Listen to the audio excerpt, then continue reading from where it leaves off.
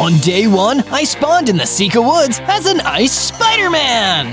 This is awesome! I didn't think the world's greatest web slinger could get any cooler, but hey, here I am! Things weren't all peachy though. For starters, I only had 10 hearts, and for seconds, a giant buff pigluss came barging through the trees towards me. Spider-Man, I found you! Wait, what? I don't understand. Don't play dumb with me, Spider-Man. I'm Pigluss Polly, the biggest, meanest, smartest, and also most beautiful pigluss in all the land. And you've been trying to mess with my plans for years. Don't think that turning your suit blue would confuse me. I'm a genius. But I'm just Zozo playing Spider-Man. There's been some kind of mistake. You will confound me not, puny spider. You better run, or my bubble brawler boys will beat you into a spidery pulp. I could tell when I wasn't wanted, and this was one of those times. I turned and ran as quickly as I could. What did she mean about her bubble brawler boys? But life soon answered my question. A gang of bubble monsters emerged from the trees and started chasing me. Oh, there they are! Using my enhanced spider speed, I was able to escape and find a hiding place for the night. Always great to spawn into a world where someone already has a grudge against me. I need to figure this out before it's too late. On day 2, when I got the sense that the coast was cleared, I spider climbed out of my hiding spot and started to explore the woods a little more casually. This place is actually pretty beautiful. Maybe I should work on building a home around here. That's when one of the bubble monsters jumped out in front of me. Oh, I'll build you a home, Spidey. 6 feet under. You've got a lot of nerve showing your face around here. Lady Polly wants us to destroy you on sight. I still don't know what I did to upset your beast of a boss, but if you think this icy superhero won't be fighting back, you've just made your last mistake. We battled hand to hand. What the bubble monster didn't know was I had super spider strength, so my hits really packed a punch. After a few well-aimed strikes, I burst his bubble and moved on. Wow, beating that guy up really worked up an appetite. I need to find myself some nosh. Lucky for me, there were plenty of trees around. I collected the yummy pears from the leaves. Tasty! I knocked down the rest of the pear tree with my spider fists. With the spare wood, I made myself a wooden pickaxe. Then, I dug into the ground and collected enough stone to assemble a stone pickaxe, stone axe, and a stone sword. I've got that caveman swag now. With my new stone axe, I gathered more wood and built myself a little spider base with a room for me to spend the night indoors. Ah, nice and cozy. Things are gonna get better and better. On day 3, I left my base and went out to explore the Jacaranda forest. It was a gorgeous sight to see. Even if there aren't any useful resources around here, it's worth it for the view. But just because the view was breathtaking didn't mean that everyone who lived there was chill. Case in point, a big angry mutated bee ran over to me. What do you think you're doing here? I'm walking here? Are you making fun of me? No, I don't even know who you are. The name's Benson, Barry B. Benson, and I was just a normal bee until my human wife left me and I got turned into the superpowered mutant abomination. I don't see how that's my problem. Well, I gotta take it out on somebody, don't I? Barry B. Benson attacked me with furious intensity, and even with my spider strength, I couldn't defeat his divorced mutant rage. Instead, I ran away as he fumed loudly in the background. He sounded like he should chill out or maybe get into jazz. On my way out of the Jacaranda forest, I ran into a sad-looking spider. Seeing as I myself was also a spider, I decided to go over and ask her if she was okay. Hey, I'm Zozo. Who are you? Is everything okay? I'm Spider Queen, and sadly, things aren't okay. Oh wow, Spider Queen? Does that mean you're the queen of all spiders? No, I'm actually a one-spider tribute act to the band Queen. They're my favorite. But Pigluss hates Queen, and she won't let me perform anymore. That's horrible. Why not come back to my base? You can work on your act there. That's amazing, Zozo. I want it all. From day 4 to day 5, I returned to my little base in the Sika Woods with Spider Queen at my side. It's not much, but it's home. It looks amazing to me, Zozo.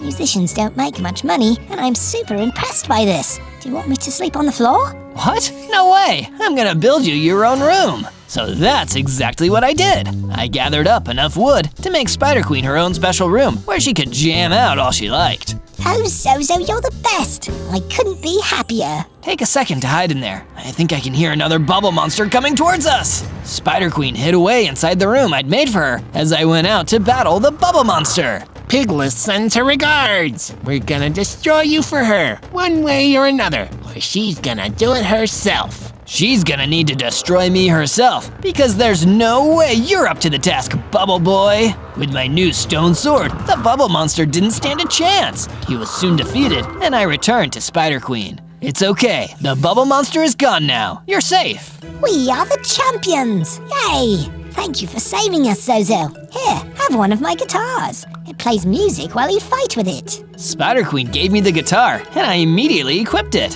Whoa, this is cool as heck. Oh yeah, we will rock you.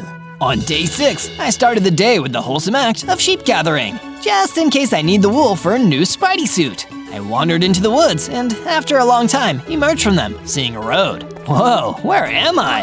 I followed the road and soon found myself in a cul-de-sac with some really cool and colorful houses nearby. Is that a flying orange? At the base of the flying orange, I saw some sheep wandering around, just what I was looking for. I started to round up the sheep when an orange boy came bounding out of the orange at me. Get away from my sheep, you costume creep! Whoa, hang on a second. I didn't want to hurt him, but he wouldn't listen to me. Richie, what are you doing? Leave that guy alone. Yeah, Richie, he didn't know those were your sheep. Richie stopped chasing me as 3 more characters, one of which looked like a bear, came running over to me. Max, do you know who this guy is? He looks like he might be dangerous. Relax, Beast. I'm sure he's fine. Whoa, that suit is awesome. Did you invent that? I'm something of a scientist myself. You guys are being so rude. What's your name? I'm Sky, this is Beast, Max, and Richie. I'm Zozo, and yeah, this is my Spidey suit. One of the icy variety anyway. What are you guys doing out here? But before they could answer, I saw the last person I wanted to see. It was Pigluss. She had found me, and she was wielding a huge, terrifying mace. Like my new hardware, Spider-Man? This mace is one of the most powerful weapons out there. Perfect for squishing a nasty little bug like you. Whoa, who is the little piggy? Max, don't provoke her. Can't you see what she's holding? Hey, who do you think you are talking to our new friend like that? Oh, glad to know there's no hard feelings about the sheep. This is Pigless Polly. She kinda wants to destroy me. Enough jibber-jabber. I'll squash all of you then.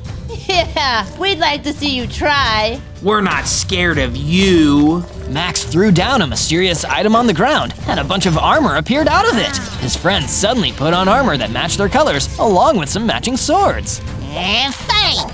No need to ruin a perfectly good neighborhood. But mark my words, Spidey. I'll find you again, and I'll be stronger than ever. Pigless Polly turned and ran, leaving me alone with Max and his friends. Whoa, guys, thanks for the help. I could use you guys back at my base. That sounds really fun, but I don't think we can make it. To answer your question from before about what we're doing here, I'm a YouTuber, and I document all the crazy adventures my friends and I go on. Yeah, if you've got some days to spare, you should hang out with us. You know, I could actually use a couple days to lay low after that encounter. Let's do it! From day 7 to day 8, well, actually, you'll just have to click the link in the description to watch what I did on days 7 and 8 with Max and his friends. Our adventure is just in English though, but it was super fun. And if you watch, be sure to leave a comment on his video to let him know I sent you. From day 9 to day 10, I was on my way back to my base with some sheep as a gift from Richie. When I arrived, Spider Queen came running over to talk to me.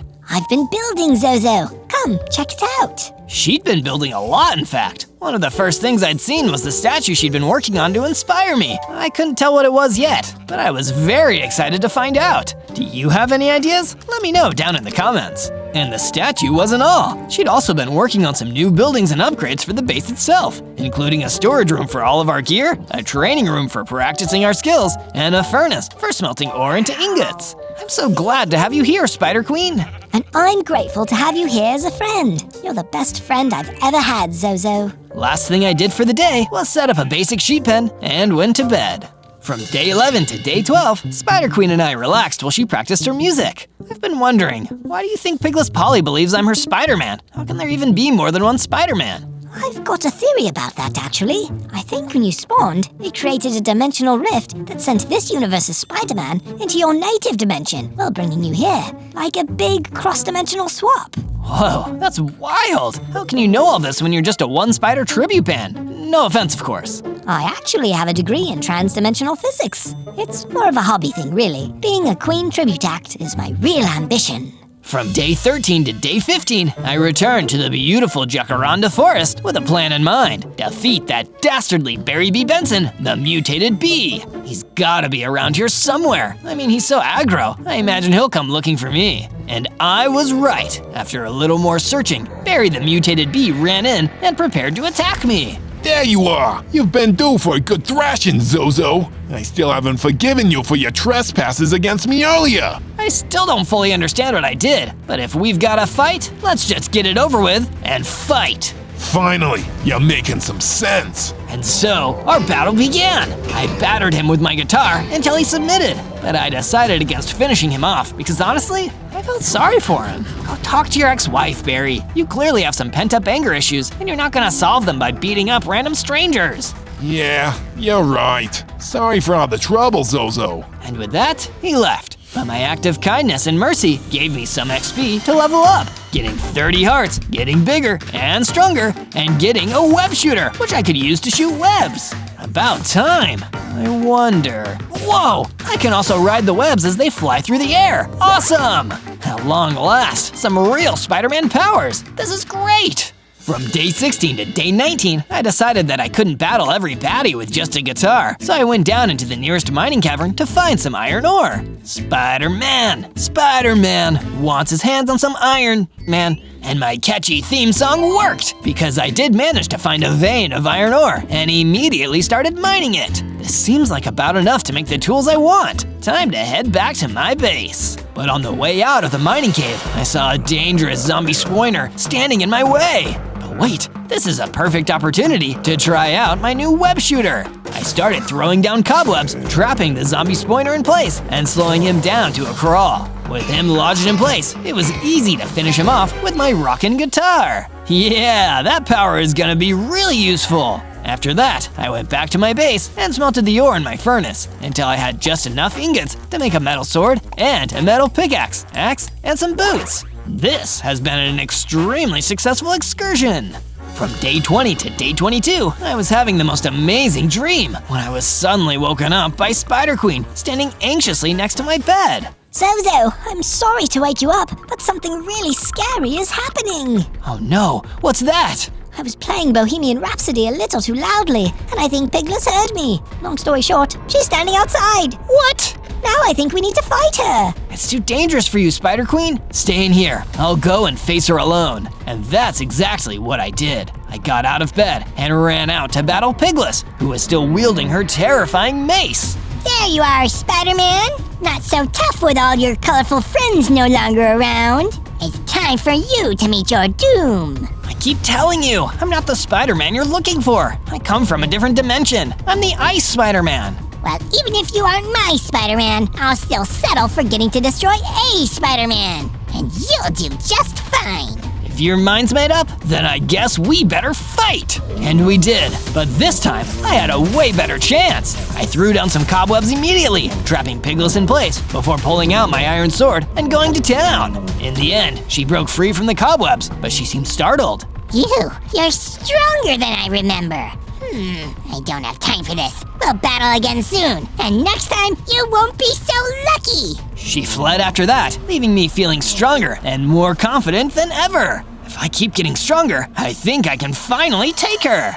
From day 23 to day 26, I spent some time at my base, calmly collecting myself and spinning together a new addition to my spider suit. I used the wool from the sheep I got from Richie and some emu feathers that were laying on the ground to weave some outback leggings. With these, I could move faster and dodge out of the way of projectiles. Now I've really got the agility of a spider. It wouldn't be perfect. There was only about a 45% chance I'd be able to avoid oncoming attacks, but it was the edge I would need in my next battle with Pigluss. And if you think this adventure is getting wild, then you should search for more videos and see more of my Minecraft challenges. Just type ZOZO into the search bar up above. From day 27 to day 31, while I was still hunkered down at the base in the secret woods, I noticed Spider Queen seemed to be struggling with her statue. What's wrong, Spider Queen? Zozo, I just feel so under pressure. It's pushing down on me. I want to get the statue finished, but I'm missing a very key component. Hey, it's okay. You've been doing great so far. Here, why don't I help you out? What's this component you need to add to your statue? I just need some redstone blocks. Say no more. I'll go and fetch some. Thank you, Zozo. I ventured off to track down large quantities of redstone, making my way towards the Twilight Valley. This place was a lot darker than the other areas I had visited. The shadows were the perfect cover for some bubble monsters to sneak up and ambush me. There he is! Get him! Pigluss's orders! Hey, come on, guys. Surely there's a peaceful way around this. Pigluss can't be paying you that much. It's not always about the money, Spider-Man. It's about the Mets, baby. Let's go. Get a home run! Jerry, quiet down. Sorry, he gets a little excited about baseball. Oh, hey, where'd he go? Over here, Bubble Brain. I turned the shadows to my advantage and struck the bubble monsters in place with my cobweb attacks. They tried to swipe at me from the spots they were stuck to, but a few swinging smashes with my slammin' six strings and their bubbles were burst. And just my luck, nearby there was a large deposit of redstone ore, so I gathered it up for Spider Queen. From day 32 to day 35, I continued patrolling around the Twilight Valley for any more signs of trouble, along with any more useful resources I could bring back. And while I was wandering around, I overheard the sound of distressed wailing. Help! Oh, won't someone help me? I'm far too important to need to ask for help. Hey there, who are you? Oh, what a rather humorous joke. Quite amusing, yes, imagine not knowing who I am. Why, you've cheered me up somewhat, small spidery peasant. I wasn't kidding. I don't know who you are. Don't know? How insulting. I am royalty. I am the king pig, pig-headed head of the pig-head monarchy. Oh, my bad. Are you needing help with something? Well, it's about time you offered. My benefactor, the rich mummy, has run afoul of a hairy troll. And since he provides me with a lion's share of his wealth, I'm distraught. He's not even written me into his will yet, so I won't get any of his gold if that troll smashes him. You, want me to go save him? Yeah, I'm a superhero after all. Oh, a hero of the common folk. How quaint. Yes, on you go, Spider Boy. It's Spider-Man! Ice Spiderman! From day 36 to day 39, I searched the Twilight Valley for any signs of this rich mummy, and eventually came across my first sign of where he might be, a troll's mini base. I watched from a distance, and it looked like the hairy troll was guarding the front entrance. If I tried to just walk up, he could smash me to spider smithereens. So I had to think up a strategy. How was I going to get in there? I'd need to take the troll out, but attacking head-on was a bad idea. Sneaking around the back? It could work, but it might take too long, and the rich mummy might be doomed if the troll got hungry before I could reach him. Think, Zozo, think! You can do whatever a spider can. Oh, could I climb in? I tried on a nearby tree, but I couldn't stick to it. No climbing up walls for me, that stinks. I could ride my web shooter, but he will spot me immediately. That's not gonna work either. Maybe my best option was to look for another way in. From day 40 to day 43, I made my way around the outskirts of the troll's mini base, and lucky for me, there was a back entrance. Inside, I found the rich mummy trapped in a cage. Who might you be? Oh no, you're not with him, are you? Oh ghastly, you must be his torturer. No, I'm Ice Spiderman. I'm here to save you. Just keep it down. I need to clear the way ahead. Then I'll come back for you. I snuck through the base and spotted the hairy troll. He didn't see me coming, so I used the element of surprise while I had it. I spun my webs to catch him in place, but he was strong enough to tear himself free. It barely slowed him down. He swung his mace at me, and I was luckily able to dodge out of the way just in the nick of time, thanks to my Outback leggings. I retaliated by swinging my guitar at him, but the hairy troll had a high resistance to rock. Thinking quick, I used my webs again, not to get him stuck, but to blind him. It worked! I could get close enough to bash the hairy troll with my guitar and defeated him! With the troll out of the way, I went back to free the rich mummy and led him back to the king pig. Ah, Reginald, so good to see you. Thank you for your assistance, Spider Peasant. You may leave my mighty presence now. So much for grateful. From day 44 to day 49, I finally made my way back to base to deliver the redstone blocks that Spider Queen needed. This is perfect. Exactly what I needed. Zozo, you make the rockin' world go round. It was no problem, Spider Queen. Can't wait to see what you do with it. It was then that I took a look around the base. The whole place was in a real sorry state. I decided now that I had a moment to spare, I'd dedicate some time to cleaning up and improving the base with some defensive upgrades. I built a sturdy perimeter wall to stop any intruders from getting in. By the time I was done, Spider Queen had something to show me. Ta-da! Open your eyes, look up to the sky, and see! Wow, that's really something, Spider Queen. Thanks, Zozo. It's not quite done, but it'll rock you when it's finished. From day 50 to day 53, I awoke to the sound of a struggle. Spider Queen was in trouble. Zozo, help! Help me! I want to break free! I've got to break free! I rushed into action, but as soon as I stepped out of my room, I was greeted by a gang of bubble monsters. Rise and shine, Ice Spiderman. And I didn't order room service, guys. It's on the house, no charge. Speaking of, boys, charge! Outside, Pigluss had arrived, and she was sending in hordes of her bubble minions to attack. I hadn't even had breakfast yet, and now I had to fend off monsters with all of my might. Good thing I got in my 8 hours last night. We got the Spidey you're looking for, boss. You idiots! That's the musician! I wanted the little brat in blue pajamas, not Leggy Mercury here! I was still battling the bubble monsters. By the time I had finally burst every last one of them, I had gained enough XP to level up. Wow, I've heard some people start their day with a workout, but this is insane! I now had 50 hearts and a new ability, Ice Blast! I was quickly becoming the coolest superhero around. There was one problem, I'd lost my musical guest in the process. From day 54 to day 57, I decided my only option was to return to the pompous King Pig and see if he knew where I could find Pigluss. King Pig, Pigluss. I wonder if the two of them are related. Yeah, probably just a coincidence. A short journey later, and I was back in the Twilight Valley. All I had to do was listen out for the sounds of stolen moneybags, and sure enough, I found the monarch in front of his castle. Oh, you're back. Spider something, wasn't it? Did one of my servants send for you? No, I'm here to ask you some questions. And since you didn't even thank me for saving your friend, I'd say you at least owe me a little bit of your time. My time is very valuable, like all the jewels and gemstones my servants brought me from far away. But I suppose I have a few moments to spare. My friend was taken by Pigluss. I need to know where she is. Pigluss? Pigluss? Do not speak that name! You know each other then? She's a traitor to the crown, a deserter. She stormed out when she figured out she'd never be next in line to the throne. Gave her a real complex. She feels like she's better than everyone, but still not good enough if she can't rule. Wait, so does that make her your sister? Or no, cousin? Royalty is confusing, and it seems like a lot of fuss over nothing.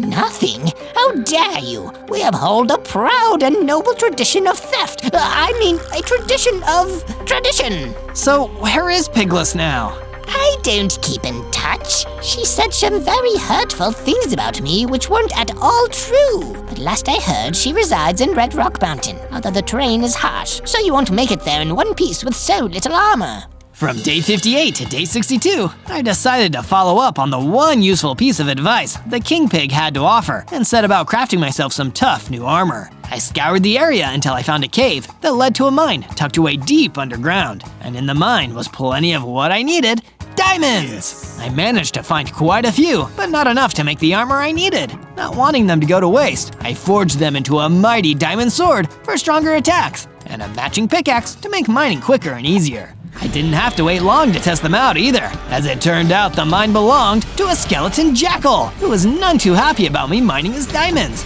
But it didn't take more than a few swings of my shiny new blade to settle our differences. From day 63 to day 66, I decided, rather than rushing straight back into danger and venturing up the treacherous terrain of the Red Rock Mountain, I hiked back to base to catch up on some rest. That way, I could be ready and refreshed when I set off to save Spider Queen. But speaking of Spider Queen, when I returned to base, I was met with a saddening sight. Her statue left unfinished now that she'd been captured. I thought about completing it in her honor, but it felt too much like admitting defeat before I'd even tried to save her. So instead, I left it as it was. She could have the satisfaction of finishing her hard work once I'd gotten her back in one piece. Knowing her, she was probably looking forward to it. I settled in for the night, right in Spider Queen's bedroom. That way, I feel closer to her. Watch till the end of the video to see if we manage to save her. And why not click that subscribe button down below to stay tuned for future videos. From day 67 to day 70, I made my long journey towards Red Rock Mountain, scaling the dangerous Crimson Cliff Face and being careful to watch my step. One fall, and it could be all over.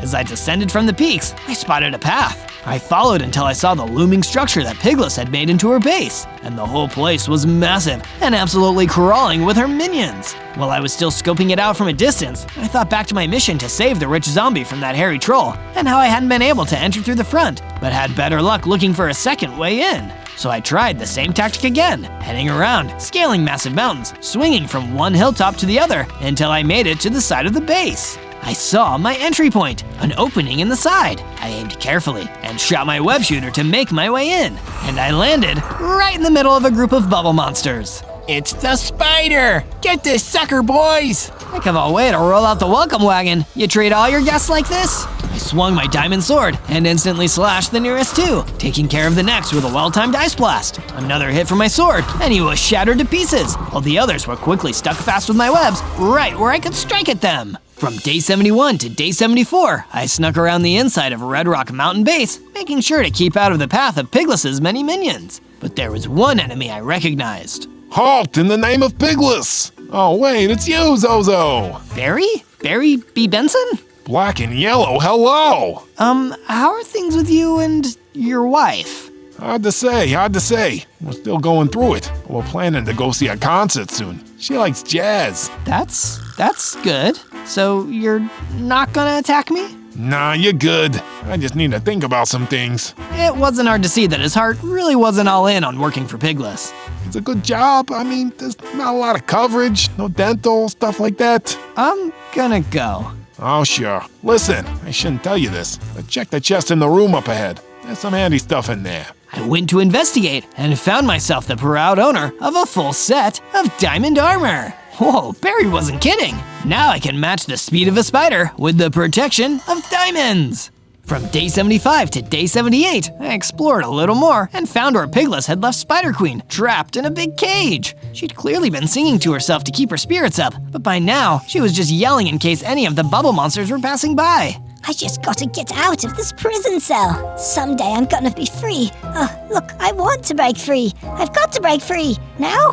Please? Easy come, easy go. Will you let me go? Now's good for you then? Zozo! Oh, you're a sight for sore eyes. I've been so bored cooped up here. I want to get out and have fun. I want to ride my bicycle. I want to ride my bike. You have a bike? But you've got 8 legs. I think it's a metaphor or something. Well, I've got just the thing to break you out. Gunpowder? Gelatine? Dynamite with a laser beam? Close. It's a diamond sword. With a swing of the blade, I cracked open the lock and sent Spider Queen back to our base. She rushed off, and not a moment too soon, because Pigluss had found me. You! First you intrude on my dimension, then you intrude on my home. I'm going to squash you at long last, puny spider! Pigluss came at me, but I was able to freeze one of her feet in place, then web her hands to slow her down. I leaped close to swipe at her with my diamond sword, but just when I thought I had the upper hand, she knocked me back with a powerful hit. I decided to escape while I still could, and dashed out of the base. From day 79 to day 84, I was exhausted from the fighting, so the Spider Queen offered to give me a ride, which was really nice of her. We managed to make our way back to safety, but little did I realize that Pigluss had had enough. That little wretch! How dare he try to defy my right to rule! He and the rest of this overworld will soon see that they shouldn't have messed with Pigluss! With that, Pigluss used a powerful potion to make herself even stronger. Now she'd be an even tougher fight when it came time for me to face off with her again. From day 85 to day 89, we arrived back at base, and my good friend Spider Queen, whose ride was surprisingly comfy, was super happy to be free from Pigluss's cage. Pigluss thought she could stop me and spit in my eye. But we did it. We are the champions, my friend. We sure are. Look, I managed to swipe this from one of the guards at Pigluss's base. I thought I could use it to break free, but instead, I was just screaming, "Let me out!" Anyway, I think you should have it. You're gonna take on the world someday. Spider Queen handed me the upgrade. It was a fire aspect and sharpness 2 enchantment. I immediately went to apply it to my diamond sword to deal some extra damage. Now, I had the power of ice, fire, and spiders on my side. Once I was done improving my sword, I returned to find Spider Queen putting the final finishing touches on her statue. Heyo, are you ready? Hey, are you ready for this? Are you hanging on the edge of your seat? Then may I present to you my masterpiece. I call it Zohemian Rhapsody. Zohemian?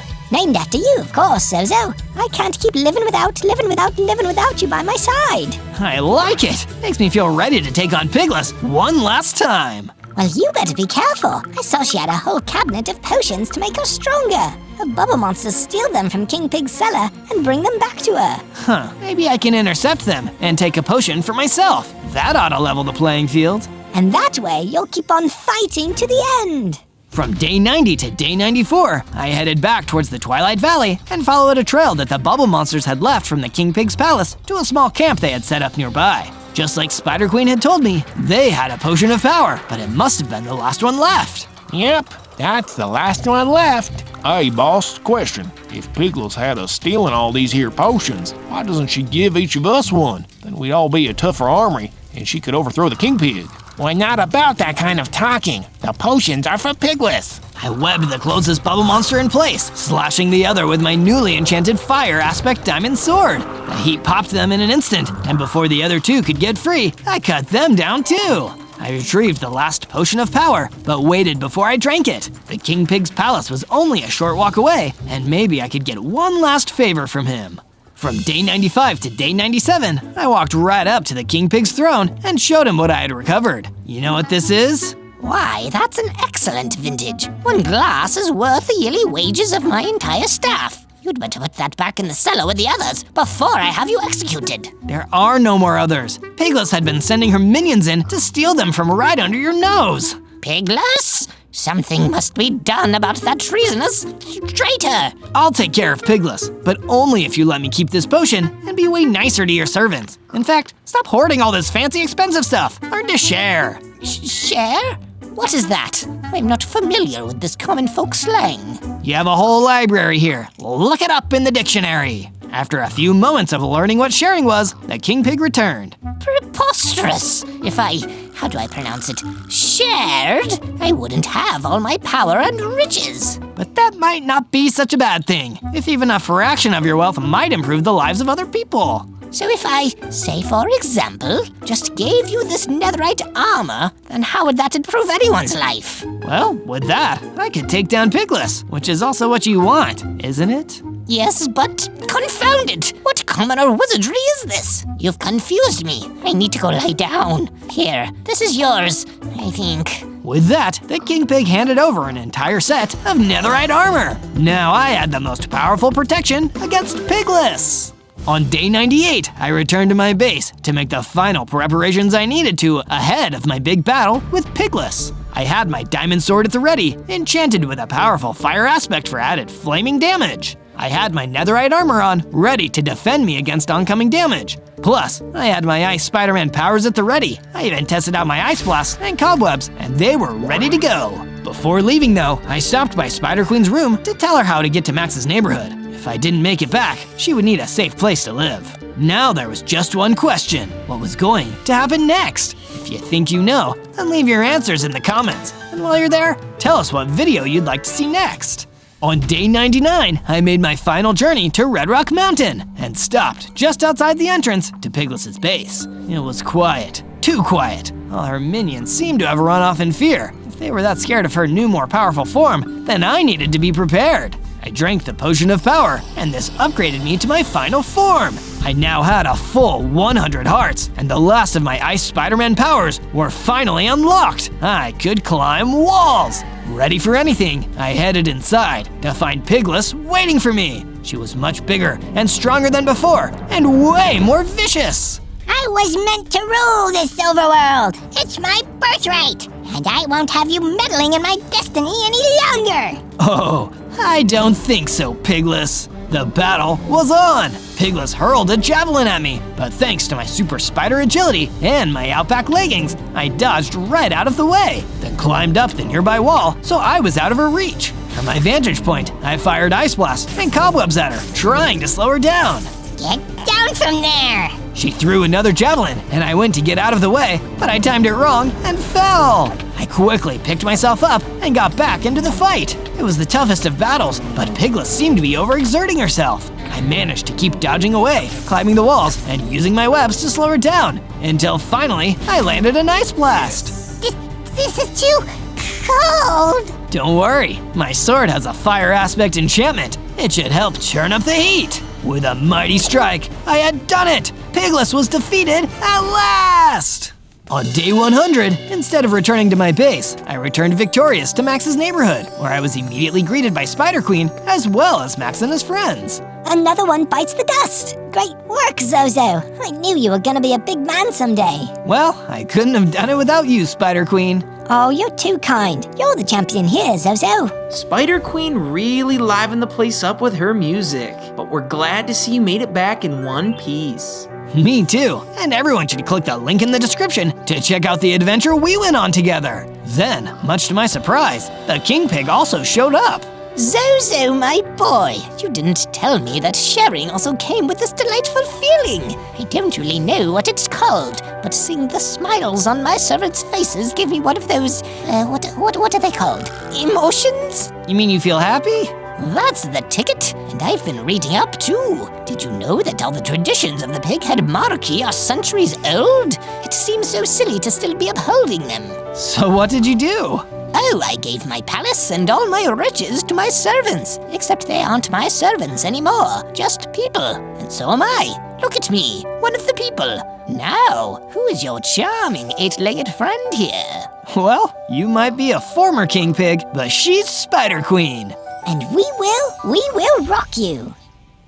On day 1, I spawned in as Lava Spider-Man in the middle of the Black Forest. Whoa, Lava Spider-Man? What a combination! What will they think of next? But I didn't get to enjoy being the world's hottest web spinner for long, because suddenly, some Endermen were emerging out of the woods around me. Uh-oh, I think I'm gonna leave you guys to it. I turned and ran off as fast as I could, until I couldn't see the Endermen anymore. They blended in well with the dark trees of the Black Forest. I'm only a baby Lava Spider-Man with 10 hearts and no weapons. I can't take on a whole gang of Endermen like this. But I hadn't accounted for one thing. Endermen can teleport! One of them popped up right in front of me, stopping me in my tracks. Why are you running from us, little one? Do you have something to hide? What? No! I don't have anything to hide. I was just running because you guys were scary. No offense. Sorry, kid, but I don't buy that. You're gonna need to come with us. Our master is gonna want to speak to you.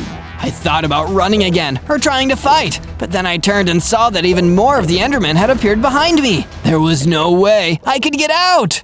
On day 2, one of the Endermen took me to some kind of strange fort, deep in the Black Forest. I had no idea who these Endermen worked for, or what they planned to do with me. If you just play ball with us, kid, then no harm will come to you. There are just a few things we need to figure out. Somehow, I didn't believe him. He threw me into some kind of prison cell with tall walls and no ceiling, just staring off into the sky. That's when I noticed a back door. Don't bother trying to open that. I turned and saw a cartographer standing in the corner, watching me.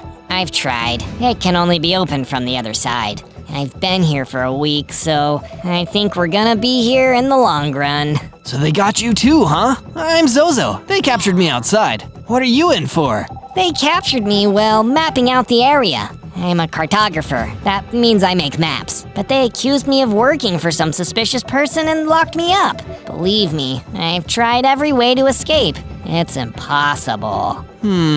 Or maybe not. Going on a hunch, I walked over to one of the walls and started to climb up it, like a spider. This must have been one of my awesome Lava Spider-Man powers. Look at me go. I climbed all the way up the wall and hopped up onto the other side. Then I opened the door from the other side, freeing the cartographer. That was amazing, Zozo. You're like a superhero. Oh, geez, that's nice of you to say. But we should probably get out of here before those weird Endermen come back and try to capture us again. Good idea. We'll split up, and I hope to see you again someday, Zozo. Likewise, stay safe out there. So I ran off, trying to make my way out of the sinister Black Forest. On day 3, I escaped the Black Forest and reached the Badlands, which was as scorching hot and unforgiving as the name suggests. Wow, thank goodness I'm a Lava Spider-Man, or I'd be roasting right now. But it wasn't just the heat that was a problem, it was hunger. You can't just run away from a bunch of sinister, mysterious Endermen without working up an appetite. And there aren't that many trees around here either, so I guess apples are out of the question too. But I wasn't out of luck just yet. I managed to find some delicious, healthy carrots nearby and pick them up for a quick snack. I may be a Spider-Man, but I'll take some nice carrots over flies any day. After eating the carrots and filling up my hunger bar, I continued exploring the Badlands until I ran into something spectacular. A huge, tough diamond golem. Hey there, little dude. Pick your jaw up off the floor. You may be looking at the ultimate blinged out golem, but don't worry, I'm actually very approachable. Sorry, I don't mean to stare, it's just, wow, you're so shiny. Oh yeah, you better believe it. You know what they say, diamonds are forever, and so am I, no matter what these goofy, unshiny Endermen say. Wait, the Endermen are after you too? I literally just escaped from those guys. Is that so, little bro? Then I think we have a lot to say to each other. Follow me, my pad isn't far from here. I'd made another friend. I eagerly followed the diamond golem through the Badlands, excited for whatever would come next. From day 4 to day 5, I continued with the diamond golem over to his pad. It was the coolest base I'd ever seen, the exact kind of thing you'd expect from a blinged out super golem. Wow, this place is amazing, diamond golem. I'm so impressed. Please, kid, call me Dino. And your name? I'm Zozo, Zozo the Lava Spider-Man. That's a mouthful, little Zozo, but I can dig it. What you're lacking in Riz, you can make up for in guts. I like that. Let me guess, people have called you a superhero? Wow, that was a good guess. I have a talent for reading people. You just look like a hero, man. There are some dangerous people out there. Not every golem is as nice and cool as me. I need your help to take care of the people out there giving me a bad name. Can you dig it? You think you're tough enough? I can dig it, and I definitely think I'm tough enough. I'll help you defeat all the bad guys. Right on, little Zozo. First though, you can't hang out here. You're harshing my vibe. Take these tools and go build your own place. Get it? Yes, sir. Dino the diamond golem gave me a stone sword and a stone pickaxe, and I left to make a base of my own. That's how I ended up in the Amaranth Fields. Yeah, this is a much nicer climate. I immediately started cutting down trees and mining stone until I had enough material to start building a base. It wasn't anywhere near as cool as Dino's base, but if I worked hard, maybe someday it would be. But the physical exercise was worth it anyway, because I suddenly leveled up, getting bigger, stronger, suddenly having 20 hearts, and gaining a new power, Web Blasts. Oh yeah, now I'm like a real Spider-Man. And that new power couldn't have come at a better time. One of the same Endermen from earlier teleported in front of me. I've been searching for you all day since you escaped our base. I knew you were trouble. Oh, you have no idea. Unlike them, I wasn't taking prisoners. I fired Web Blast after Web Blast until the Enderman was no more. When I level up enough, I'm gonna be every bit as strong as Dino the Diamond Golem. From day 6 to day 8, I continued working on my base, making it a little bigger by adding a new building. And once I'd done that, I could start making it look as cool as Dino's base. During my lunch break, I saw a familiar figure walking through the Amaranth Fields. It was the cartographer who'd been in the prison with me. Of course, I immediately ran over to have a chat with my old cellmate. Hey, buddy, how's the free life treating ya? Hi, Zozo. I wish I could say it was shaking out well, but it's honestly been pretty tough. Oh no, why? My boss, an iron golem, was meant to give me instructions on what maps to make next, but when I got to his house, it was destroyed, and he was gone. It feels like something suspicious has happened. Maybe someone is going after golems. That's worrying. Take care of yourself out there, cartographer. I'm gonna go tell Dino the Diamond Golem. If someone is going after golems, he needs to know. And being true to my word, I immediately left to go visit Dino and warn him about the potential threat. Wish I could say I was surprised, but it ain't easy being a golem. Here's the thing though, us golems are tough. We're not easy to take out. If someone is going after golems, there's a good chance they're a vengeful golem themselves. Do we have any leads on who it can be? I've heard rumors of an obsidian golem operating in the North Badlands. Go look into that and report back to me. Of course, Dino. I'll get on it. And so I left in search of the obsidian golem, who was potentially behind the golem disappearances. From day 9 to day 10, I traveled north, braving the harsh conditions of the Badlands, knowing how important my mission was. But why would the obsidian golem go after his own kind like that? It doesn't make sense. As a budding superhero, I know that nobody commits a crime without having some kind of motive. But while I was mulling over the mystery I'd been sent to solve, the obsidian golem got the jump on me, literally jumping out right in front of me. I knew someone was following me. You think because I'm a golem, I'm dumb? Big mistake, bucko. And unless you have a good explanation, it'll be your last. Look, I'm sorry that I was looking for you, but it was for a good cause. I'm hunting the person who's making golems disappear. Like I'd buy that. I think either you're the culprit or you're working for him. And I'm not taking any chances on my life here. Let's go, creep. There was no more reasoning with him after that. The obsidian golem attacked me full force, and there was nothing I could do to talk him down. I just fought back as best as I could until he was finally defeated. But in the process, I was almost completely destroyed. Wow, Dino wasn't kidding about golems being powerful. Luckily for me, a friendly mungus happened to be passing by. He walked over to me, seeming concerned. You okay there, son? You're not looking so hot, aside from the lava, of course. Yeah, I just got beaten up by a huge, powerful obsidian golem, so you're right, I'm not doing too well. Lucky for you, I've got a spare health potion. Here, take it. You look like you need it more than me. He gave me a health potion, which I quickly drank, delighted to have my health restored. You're a lifesaver, literally. Say, do you have any idea what kind of golem might be able to destroy other golems? I'm hunting a dangerous criminal. A golem that destroys golems, huh? That's a tall order. There'd need to be an extremely tough golem to do that, not to mention incredibly crafty. An obsidian golem is probably too low level to pull off that kind of evil scheme. An extremely tough golem. Interesting. This'll give me something to look into. From day 11 to day 12, I returned to Dino the Diamond Golem's awesome pad with less than awesome news. I met Among Us out in the Badlands, Dino, and he seemed to think that the obsidian golem didn't have anything to do with all the disappearances. It'd need to be a much stronger golem than him. Who you gonna trust when it comes to golems, little man? Some random mungus? Or me, an actual golem? Believe me, nobody knows this situation better than Dino. That makes sense, I guess. What do you think I should do now then? There's a sandstone golem in the Amaranth Fields. I've got a good reason to believe he's involved in all this. You don't need to investigate him, just take him out. Understood? Understood. I'm sorry for ever doubting you, Dino. Yeah, man, you better be. Now knowing how tough golems were, I knew that I needed better weapons to take them on. That's when I found a mining cave and searched deep inside until I found some iron ore. This is exactly what I need. I mined the iron ore and set to building a furnace in that deep, dark cave. I then used the furnace to smelt the iron ore into iron ingots, which I then turned into an awesome iron sword and an iron pickaxe. Now I've really got an edge. I left the cave only to find an angry grizzly bear outside waiting for me. So this is your cave, huh? When the bear tried to attack me, I unleashed some web blast and then defeated it with my iron sword.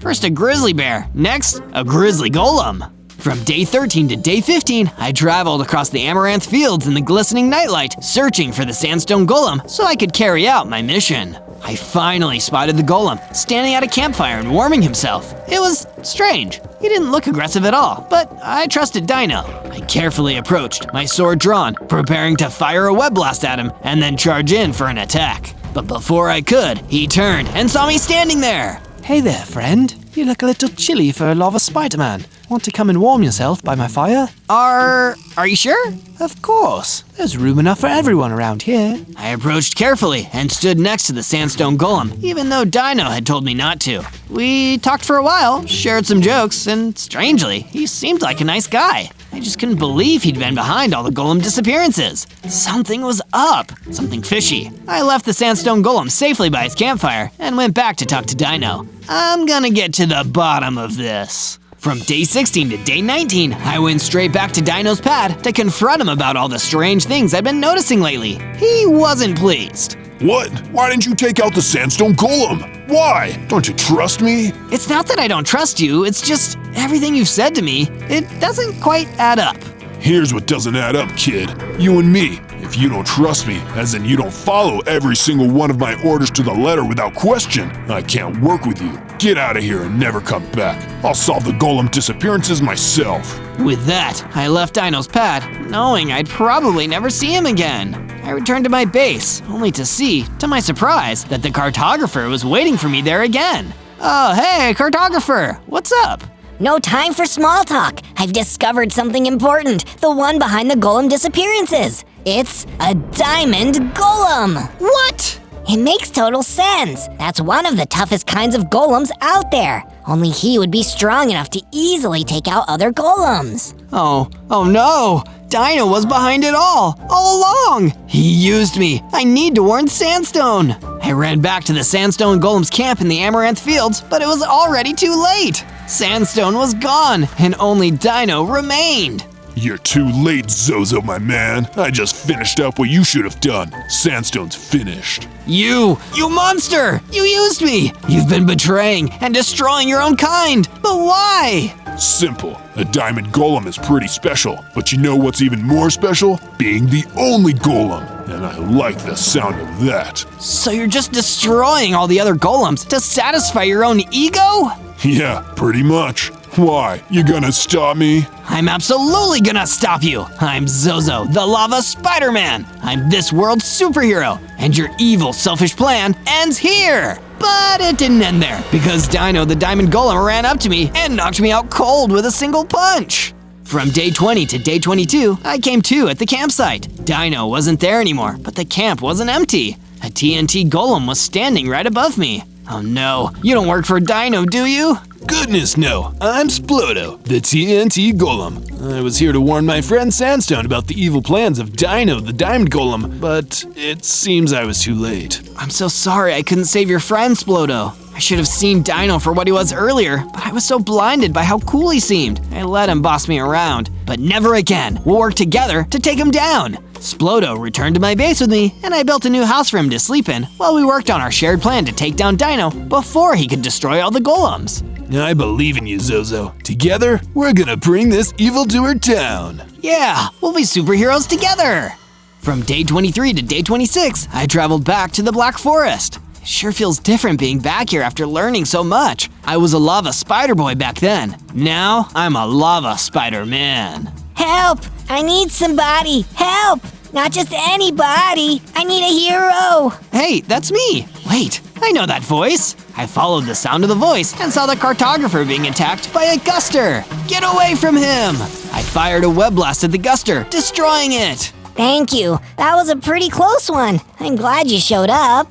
Me too. I want to make up for letting Dino trick me, and that means I need to help as many good guys as I can. Being a superhero isn't just about beating the villain, it's about helping the people who need it. From day 27 to day 31, I continued exploring the Black Forest. As I did, I spotted a herd of sheep that looked really lost. Turned out, I was right. They had lost their old home and were trying to find a new, safe place to stay. So I escorted them back to my base. I guess you guys will need a place to stay. No point in inviting you over and then making you just stand around. That would be rude. So I built a pen for the sheep. It wasn't anything fancy, but they seemed pretty happy with it. After I was done building that, I decided to check in on the rest of the base. While I was gone, Splodo the TNT Golem added a chest area and made paths while I was building. Awesome, so much extra storage, just what every superhero needs. Meanwhile, Dino the Diamond Golem was at his base in the Badlands, and he was up to no good. If I'm gonna get rid of all the rest of the golems, I'll need some extra muscle. That's where you come in. Think you're up to the task? Bada bing, bada boom. I'm gonna go ahead and guess that means yes, boss. From day 32 to day 35, I hatched a new plan. I need to go back and talk to those Endermen and explain what I know. I think we're actually all on the same side. I just hope they'll listen to me. I traveled back to their base in the Black Forest, where I spotted one of the Endermen standing out front. Hi there, funny story, I was wrong about some stuff. You! Bold move coming here, little lava Spider-Man. You're in big trouble. Wait, we don't have to fight. We're on the same side, I promise. Do you think I'm a fool? Why would I believe you? You can take me to your boss. I'll come willingly this time. I just want to talk to him. Interesting. Very well. He took me to an evoker. Hello, my name is Zozo. I know who you are. You're an acquaintance of Dino the Diamond Golem, yes? I was, but I was wrong. He tricked me. I'm so sorry. I want to help. I can tell that you have a good and honest heart. The heart of a hero. Very well, young Zozo. There is very little we know for certain at this point, but we do know that the golem disappearances plaguing this land can all be traced back to Dino. I will provide you with more information when I have it, as long as you promise to do the same.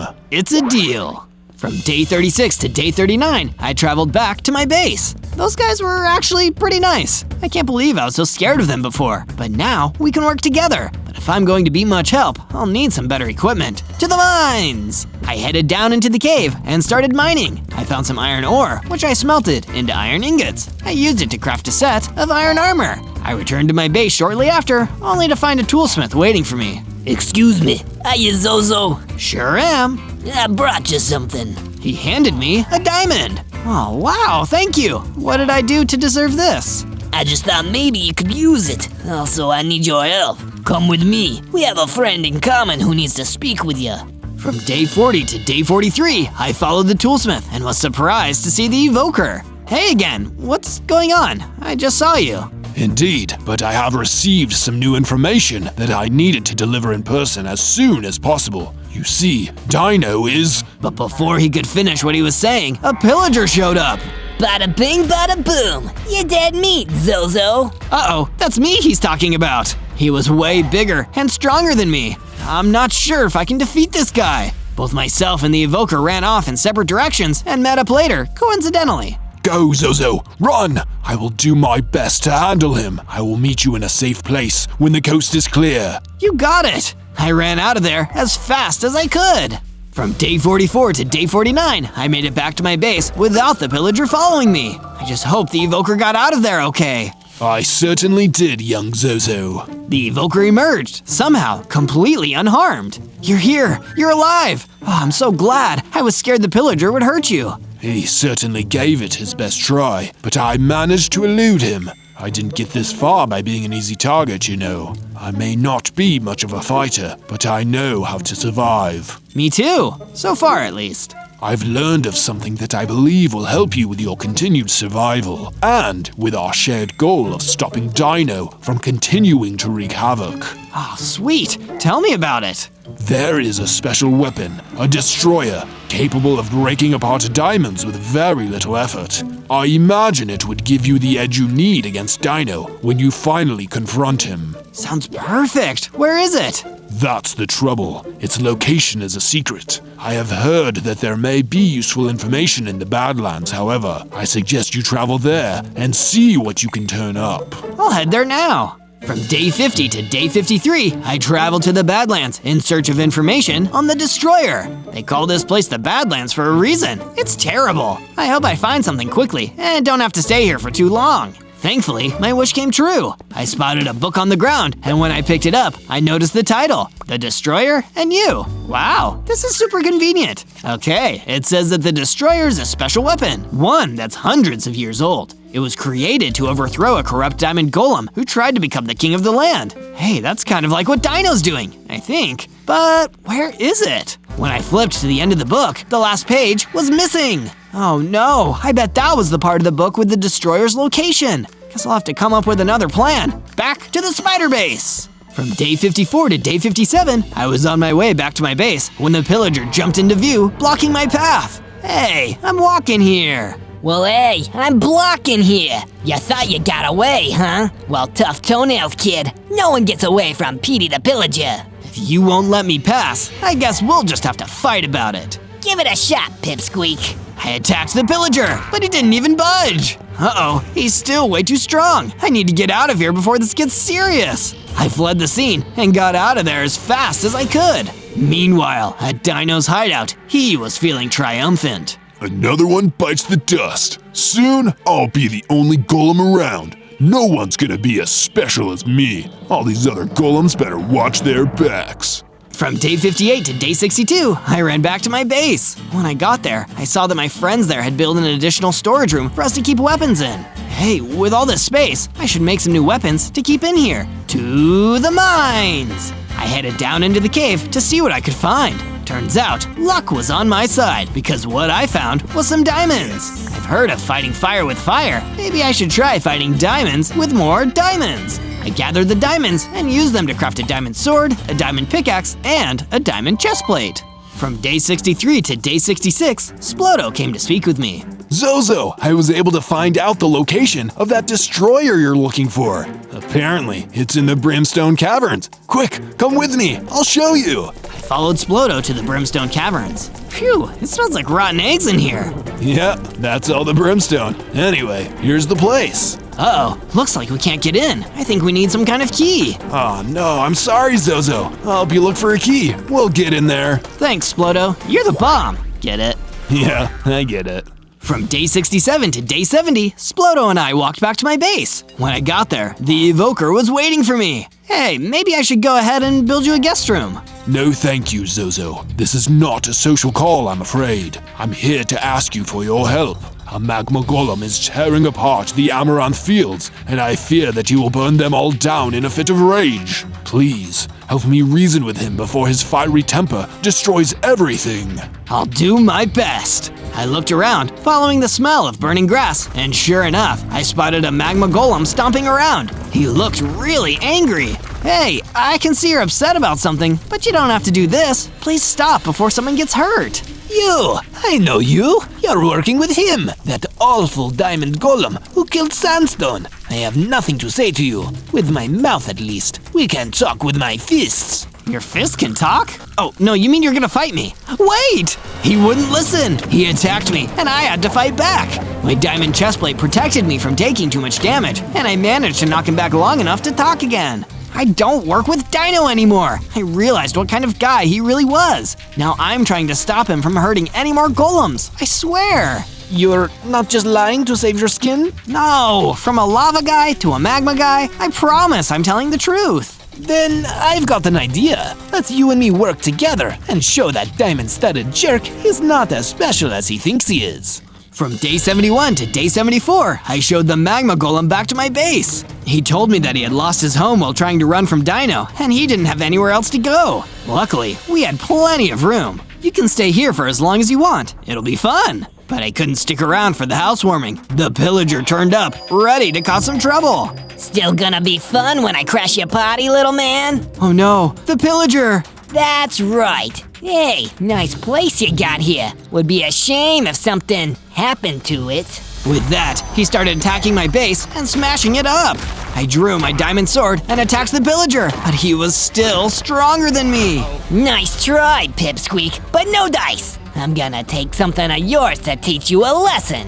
Before I could stop him, he ran away. Zozo, help! That was Splodo's voice. I ran in to help, but the pillager and Splodo were already gone. I couldn't stop him from taking Splodo. What kind of hero am I? I couldn't take it anymore, and I went to my room to lie down. A little while later, the magma golem came to my room. Zozo, I built some additional defenses while you were resting. We have a new perimeter wall around the base to protect against any future invaders. Thank you. That makes me feel a little bit better. Now I just need to find a way to get Splodo back. Meanwhile, in the Badlands. Now that the pillager has taken that TNT golem that I couldn't get to before, I'm one step closer. That loser Zozo is never gonna beat me. From day 75 to day 78, I was busy trying to come up with a plan to rescue Splodo. I'm not ready to fight the pillager yet. I'm going to need something to give me an edge. A new weapon or another ability, something. And as if on cue, the evoker appeared. Zozo, I heard what happened to your explosive little friend. I believe this may help you. The pillager is vulnerable to explosive attacks and has very sensitive eyes. Its flashy ammunition should both damage and distract him. He handed me a firework crossbow. Oh, this is awesome. Do you know where I can find the pillager? I know many things, Zozo, and yes, that is one of them. He lives just outside of Dino's lair in the Badlands. Thank you! I took my new crossbow and set off to find the pillager and get my friend back. From day 79 to day 84, I traveled to the Badlands. It didn't take long for me to spot the pillager lurking around outside of Dino's base. Give me back my friend. Nah, I don't feel like it. Maybe this will change your mind. I fired my firework crossbow and it actually managed to hit. Hey, maybe I can actually do this. And so the battle with the pillager began. I felt much more confident with my new weapon, but he was still much stronger than me. Ready to give up?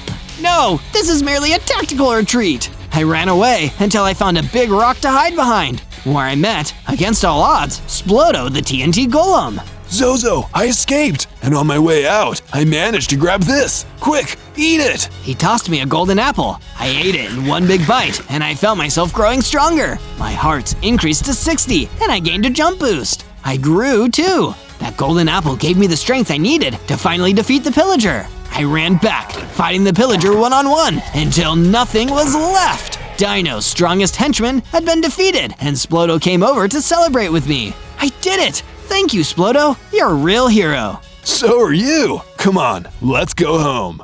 From day 85 to day 89, Splodo and I returned to the base. Guess what? Chicken butt?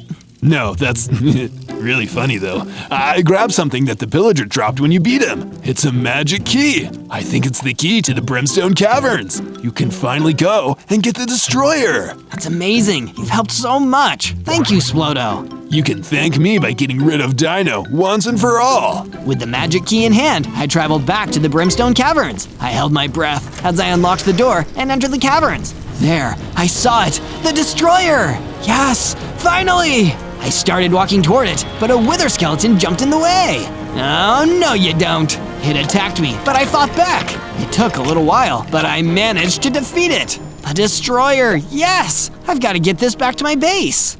From day 90 to day 94, I left the Brimstone Caverns, ready to head back to my base. But as I exited the caverns, Dino, the diamond golem, appeared in behind me. Hey Zozo, how's it going? What? Aren't you here to attack me? Nah, why would I do that? We used to work together pretty well, you and me. What do you say we team up again? Give it another shot. Are you kidding? You lied to me. You kidnapped my friend. You're trying to hurt tons of people. Why would I ever work with you? Because when I'm the big boss around here, you're gonna want to be on my good side. I don't think you have a good side. With great power comes a lot of responsibility, and you've misused it at every turn. Thanks, but no thanks. Fine, have it your way. Before I could stop him, he pushed me into a deep hole and snatched the destroyer out of my hands. He left me there and took the weapon with him. From day 95 to day 97, I used my new climbing skills to escape Dino's trap. But by the time I got out, he was long gone, and so was the destroyer. I need some advice. I should go visit the evoker and see what he thinks I should do. I traveled to the Black Forest to see if the evoker had any tips for me. But when I got there, the place was in chaos. The evoker was there, but he was badly injured. Oh no, what happened? Dino came through on a rampage. He must have learned that I told you about the destroyer. I don't have much time, little lava Spider-Man. Listen close. You must get the destroyer back. It holds a great power, and it will give you the strength you need to defeat him. The weapon itself is not what matters, but the strength within you that it will bring to the surface. The power is within you. And just like that, he was gone. Thank you for everything. I promise to get revenge on Dino for everything he's done.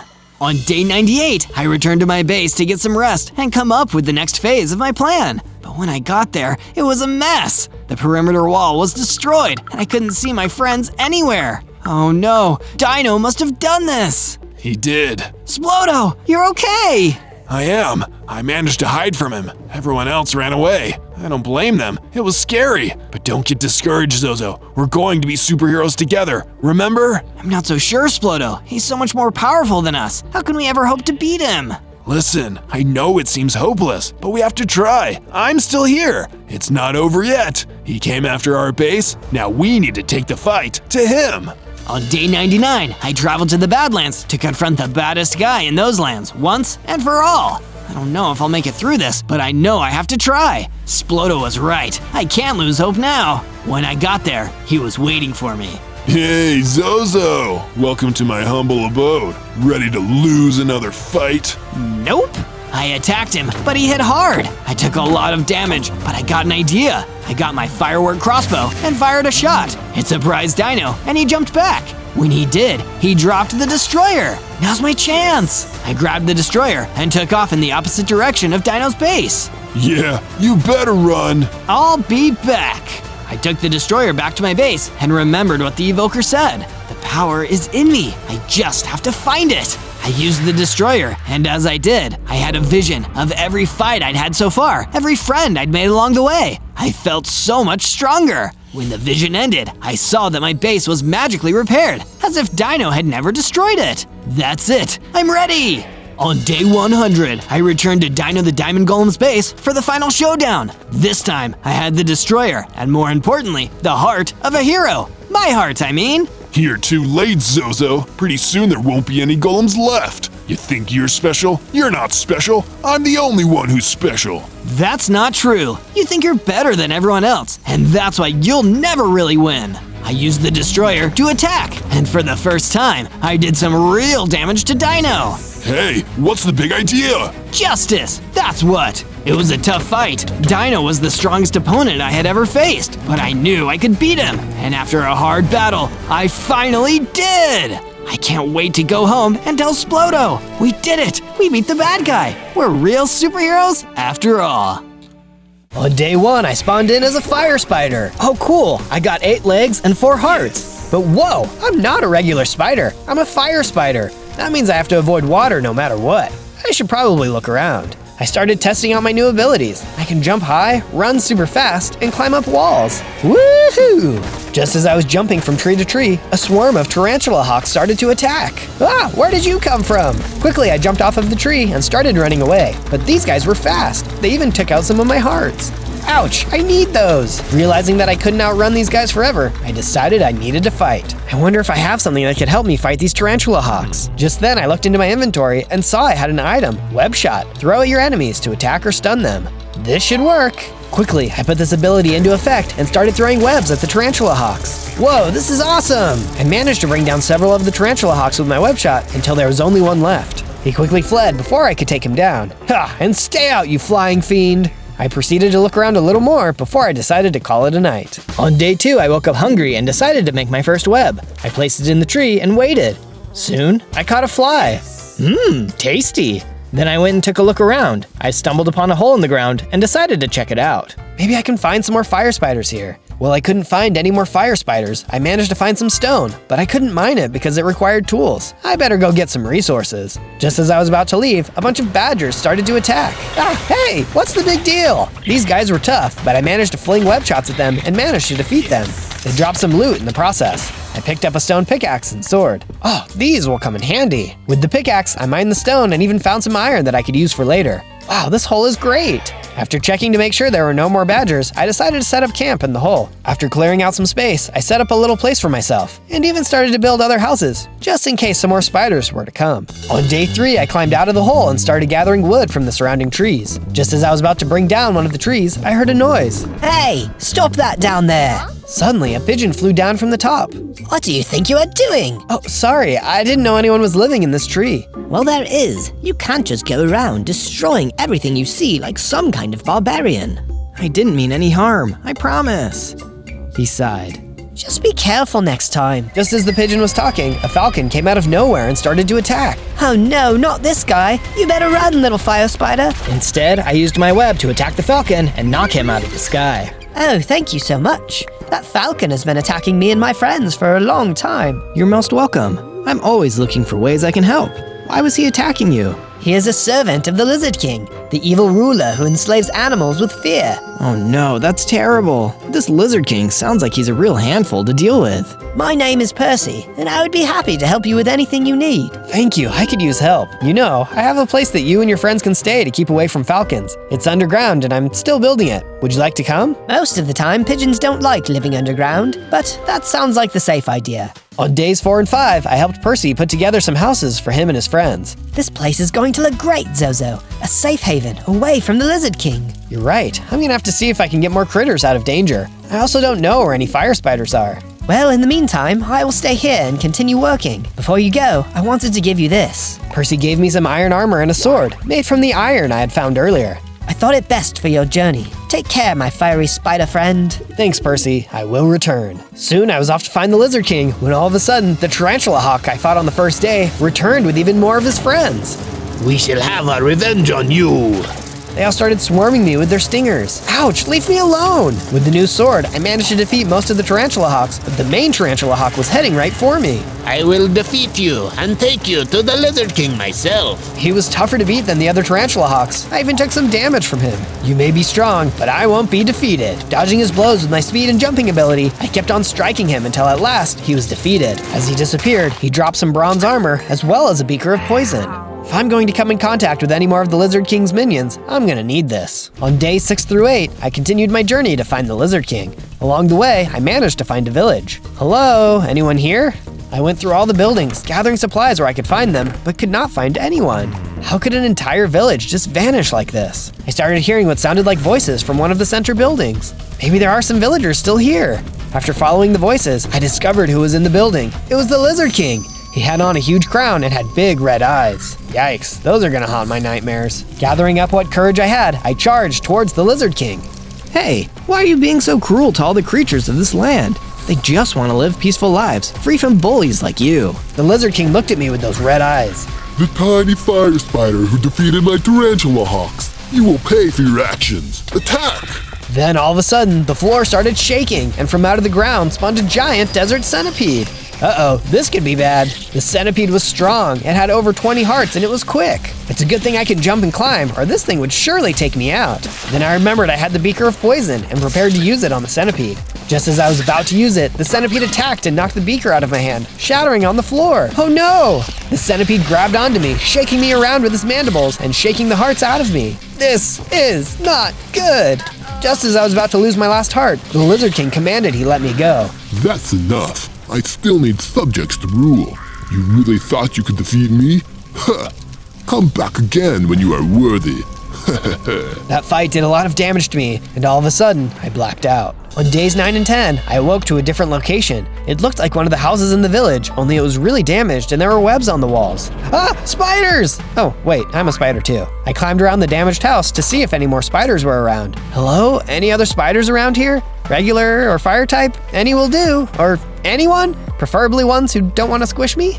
I looked around a little more, and eventually I spotted what appeared to be a small, normal spider. Hey, where am I? Oh good, you're awake. It's good to see you up. Where's the Lizard King? Where's the centipede? You fought the Lizard King and his centipede? It's a miracle you're still alive. When I found you, they were both gone. I was really worried you weren't going to wake up, but couldn't not help a spider in need. We brought you here to look after you. We? Who's we? Well, me and my brothers and sisters. Brothers and sisters? There's more of you? Oh yes, at least 700. We live in dark, shadowy areas near here, under the protection of Daddy Longlegs. Would you like to meet him? Sure. Oh, and what's your name? Marcy. I'm a jumping spider. Indeed. Lead the way, Marcy. On days 11 to 12, Marcy led me to a secret passageway where we climbed down into a dark hall. Through the hall, we came upon the cave of Daddy Longlegs. It was surrounded by several different spiders of all different types and sizes. Daddy Longlegs, here's the fire spider who fought the centipede. He is healed and wishes to meet with you. Proceed, good spider. I am Zozo, and I come to help fight against the evil of the Lizard King. You are indeed brave, Zozo, but I am afraid the Lizard King cannot be defeated. What do you mean? How can he not be defeated? He controls the predators of the animal kingdom, forcing us spiders to live underground. Any attempt we have tried to fight against him, he takes out numbers of us. I'm afraid it's too risky for our survival. I understand your concern, Daddy Longlegs, but we cannot keep living in fear. Someone has to do something. If nobody else will, then I will. But I know together we can do better, be stronger. Some of us might be squashed in a moment, but surely he can't stop all of us. Then I could hear Marcy cheering from the back.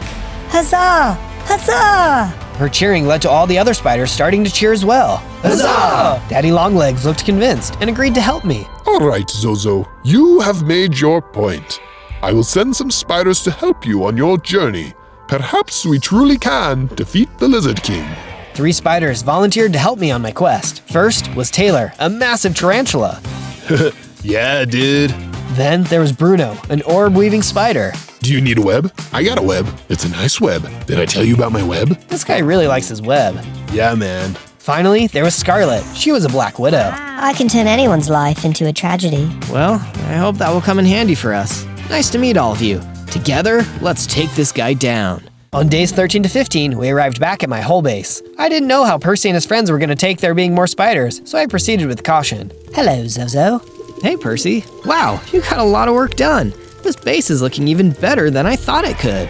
Thanks. I managed to convince some other birds and animals to come make this their new home. You've done great. Hey, I wanted to tell you something. Sure. What is... Oh, more spiders! What the... What are these animals doing here? They look tasty to me. Yeah, dude. Before this tension was to become a battle, I had to calm down both sides. Listen, in order for us to defeat the Lizard King, we must stay strong together, no matter what species we are. Also, no eating the birds. Yeah. All right, sorry. After that was over, I managed to get everyone working together to create a giant statue of our hero. I hoped it could be seen as a symbol of justice and goodness for all walks of life. Can you tell what we're building? On days 16 to 19, I got a chance to meet all the new members of the base. Hey, how are you? Good to see ya. Welcome. I even ran into some unexpected guests. Oh no, the badgers again. Wait, we're sorry for attacking you earlier. We just didn't have any other place to go. We saw how you built this place, and your friend Percy said it was okay for us to stay. So wait, we're all on the same team? Yep, we're also really sorry for attacking you earlier. It's all right. I guess I can understand you being scared of someone trying to harm you. Welcome to the base. I have said that no matter our differences, we've got to work together to defeat the Lizard King. Thank you. Just as I was going around meeting new people, I saw Marcy run in looking for me. I am delivering gifts for you for your journey. These are from Daddy Longlegs. Marcy presented me with a new silver armor and sword with a special ability, Poisonous Attack. What would I do without you and Daddy Longlegs? This will be great for my journey. Thanks, Marcy. You're welcome. Say, this place is pretty nice. Do you think I can tell the other spiders about it? Sure. It's not quite finished though, but maybe when I'm done you guys can come see it.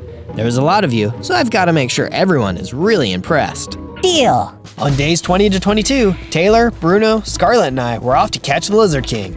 On the road, Scarlet spotted some signs up ahead. We should be careful. It looks like we are entering into the realm of the ants. Ants? Are they dangerous?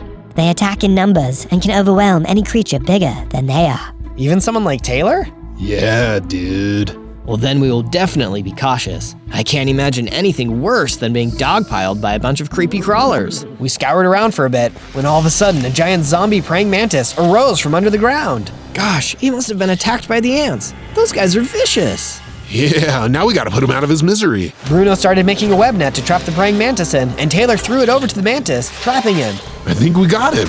Just then, the mantis started tearing his way through the web net. Don't worry, guys, I got this. I jumped toward the praying mantis and started using my new sword. Say your prayers now, mantis. Within a few strikes, he was finally defeated, and I felt something inside me start to change. I increased in size and even had more hearts. My attacks felt stronger too, infused with even more fiery goodness. On days 23 to 26, we finally got to the anthill.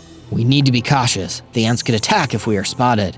And I don't know about you guys, but I'm not interested in becoming a zombie fire spider today. Just then, a fireball flew overhead. It was the ant guards, and they were shooting at us with trebuchets. Ah, talk about fire ants! All of a sudden, Bruno started working on what appeared to be a giant slingshot. Oh, great idea! Scarlet had some TNT, as well as some flint and steel. We decided that would work perfectly for returning fire. Bombs away! We took out the trebuchet and sent the ants running into their hill. Way to go, team! On days 27 to 31, we decided to go inside the hill. Wow, these guys have been busy. Inside, we found a lot of cool items that I could use for the compound and the statue. Glowstones, I can use these. As we journeyed deeper into the caves, we saw a hidden message on the wall. Subscribe? That's not a bad idea, honestly. Yeah, dude. A little further, and we began to see what appeared to be a story by the ants. Apparently, the Queen Ant was tricked by the Lizard King, and now he has a puppet queen acting for him. That's terrible. These ants should not be under the control of a puppet ruler. We need to do something. All of a sudden, something occurred. Ants began to crawl out from the walls. Get back! I mean it! No matter how hard we fought, the ants were too numerous, and they captured us. On days 32 to 35, the ants led us to the deeper parts of the anthill. Where are you taking us? I kept trying to talk to them, but they would not respond. It was as if something was wrong with them completely. Hello, can you hear me? Eventually, we came to what I suppose is their throne room. The queen ant sat there looking sinister. Spiders? How disgusting. You will make a fine specimen for the Lizard King. Though my children and I are getting hungry. I'm getting pretty tired of creatures telling me they want to eat me. How about I give you something to eat instead? I looked up and I could see what looked like a chandelier made of glowstones. I fired a web shot at it and the whole thing started to come crashing down. No, not the chandelier. I fell hard onto the queen ant, squishing her. Whoa, what a way to go. On days 36 to 39, we began leaving the hill. The hill was even bigger than I remembered, as we wove through many different hallways. We got lost more than once. Man, how can one place look the same at every turn? When we finally decided on a place to go, more ants came toward us. If we couldn't get out, we'd be in real trouble. Stay back, we're armed. Well, technically legged. No, please don't hurt us, and we don't want to hurt you. Okay, well then what is it you do want?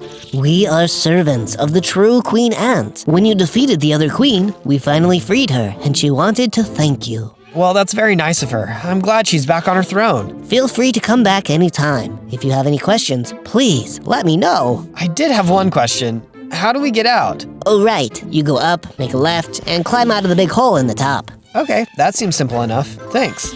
No problem. You can climb, right? Spider. Oh, right.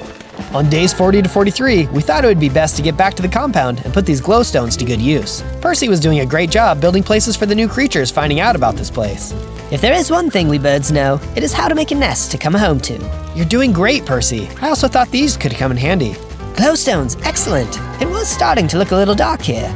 Right away, we got to work using the glowstones to create light fixtures around the compound. I also made sure that these were built strong enough so that no one could get hurt if they were damaged. The last thing we'd want is for there to be another Queen Ant situation.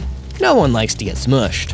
When a spider builds something, it is made to last. Also, when birds, badgers, and other wildlife chip in on the building, it definitely helps in the long run. On days 44 to 50, I continued working on the statue. I'm really excited about this one and feel like it's coming along really well. Can you tell what the statue is yet? All of a sudden, I could see a little jumping creature appearing in the horizon. Marcy, it's good to see you. Oh, Zozo, I'm glad I found you. I have terrible news. Oh no, what's the problem? The Lizard King attacked the spider base with an army of scorpions. Scorpions? Really? Yes, they are one of our biggest enemies. That's terrible. I'm so sorry. I really didn't think he'd be bold enough to take on the entire spider nest at one time. I'm sorry I couldn't have stopped him from doing this. So am I. I wanted to tell you so you won't have to have the same fate. Now we have nowhere safe. Wait a minute. Why don't you all come live at my base? Wait, really? Are you sure you won't mind all of us living with you? Of course not. Besides, us spiders need to stick together. Plus, I've got plenty of room here. There's no limit to the amount of houses we can make for everyone. Ha! I see what you did there. I better go tell the other spiders right now. Quickly, I got started gathering more materials and supplies to start building for my new neighbors. I took a good long while to gather the stuff and start building, but it was all worth it. On days 51 to 53, all of the spiders arrived. Whoa, there sure are a lot of you. Welcome. Among the spiders appeared Daddy Longlegs, and I went over to greet him. Hi, Daddy Longlegs. I'm glad to see you're all right. You're all welcome here. Thank you, Zozo, for doing this. You have given the spiders and many others hope. It was my pleasure. The spiders sure are honored and lucky to have a protector like you. Oh no, Zozo. I may have been their protector before, but you are their protector now. However, if you need advice, I will always be around. I will definitely appreciate that. I know you've seen a lot of spiders in your day. I'd never be able to lead anyone as well as you have. Afterwards, I introduced Daddy Longlegs and the other spiders to the rest of the compound. They got along pretty well. I loved seeing everyone so happy to make new friends. On days 54 to 57, the whole compound got together to start building walls so no intruders could come in. When most of the building was completed, we decided we should celebrate the new compound community. Daddy Longlegs prepared to give a speech. I am truly thankful that we can all live in harmony, thanks to our magnificent friend, Zozo. Oh, guys, I appreciate that. While Daddy Longlegs kept speaking, no one noticed a group of scorpions sneaking up behind him. Daddy Longlegs, look out! But he didn't hear me, and one of the scorpions stabbed him in the back with a stinger. Oh no, Daddy Longlegs! The spiders began attacking the scorpions while I tried to lead Daddy Longlegs to safety. Just stay here, you're gonna be fine. No, Zozo, it's time for me to go. What? You can't go, it's not over yet. It's okay, Zozo. Take care of them all for me. I will. I stayed with Daddy Longlegs until the end. When I checked back, the spiders won the battle. Sadly, it was up to me to share the sad news. On days 58 to 62, the whole compound worked together to build a memorial for Daddy Longlegs. Rest in peace, Daddy Longlegs. You will be missed by us all. I promise I will do what needs to be done. While we were sad at the loss of our friend, we all realized we needed better fortifications. We spent a good portion of the days building up the walls and putting up watchtowers. I was so embarrassed that we were attacked when we thought we were safe. They should protect us, but I just wish I could have done more. Don't go blaming yourself, Zozo. Nobody could have guessed what was going to happen. To take my mind off of all of this, I went back to finish the statue. Maybe this could give us some more hope. Now can you tell who our spider hero is? It's the most famous web slinger of all time, Spider-Man, of course. Just as I completed it, Scarlet showed up and told me a messenger came to see me. We ran to the gate to see it was the ant from the anthill. Hello, what are you doing here? We heard about your attack. We're sorry for your loss. Thank you. It has been hard for a lot of us. Our queen wanted to give you something for your loss, as well as your fight against the Lizard King. The ant handed over a wrapped gift and told me to use it wisely. I couldn't wait to see what it was. I will definitely treasure this. Thank you, and thank your queen for me. I shall, and you are most welcome. On days 63 to 66, I opened the package to reveal a bunch of potions. Inside there was a health upgrade potion. I took it right away, and I gained 8 more hearts. I took a look at the other potions. Stinger Shock can cause your enemy to be paralyzed and allow you to either heal or attack. Boy, if I ever run into that centipede again, I am gonna use this. I met with my friends and told them that this would be my final mission. Be careful, Zozo. I will. I promise to return. We have lost too many friends for me to fail. Good luck, Zozo. Go end this monster, once and for all. Yeah, dude. I said goodbye to my friends, and then I was off. All I could do was hope that I would see them again soon. On day 67 through 70, I journeyed off to find the palace of the Lizard King. I first traveled toward the abandoned village where I first fought the centipede. I don't see him anywhere here. While I continued to look around, I spotted what appeared to be an ancient door. I wonder how long this has been here for. There was an inscription on the door that looked a little faded. I will with water when it rains. When sunlight comes, the water drains. To climb me is to achieve great gains. I quickly realized that it was a riddle and began putting it together. I got it, a water spout. The answer is a water spout. With this proclamation of the answer, the door cracked open to reveal a chest inside. I opened the box to show a full set of diamond armor and sword. I quickly put them to good use. Yeah, dude. I think I've been hanging out with Taylor a bit too much. On day 71 through 74, I traveled into the rainforest. Just as I was scurrying along the ground, a group of howler monkeys started throwing bananas at me. Oh, whoa! At least it's just bananas. One of the monkeys was huge. He must have been their leader. I started throwing web shots at him, trying to knock him out of the tree. You are not defeating me today! I managed to knock several monkeys out of the trees, forcing them to run away. The big monkey was the only one left. You might be strong, but you won't get me. With one last web shot, I knocked the monkey out of the tree and cornered him. Where is the Lizard King? Where is his palace? The big monkey gestured over in a direction. Afterwards, I went off that way. You know, that monkey looked kind of familiar. Yeah, it was probably nothing. On day 75 to 78, I journeyed along until I came to a river. Uh-oh, it's my old nemesis, water.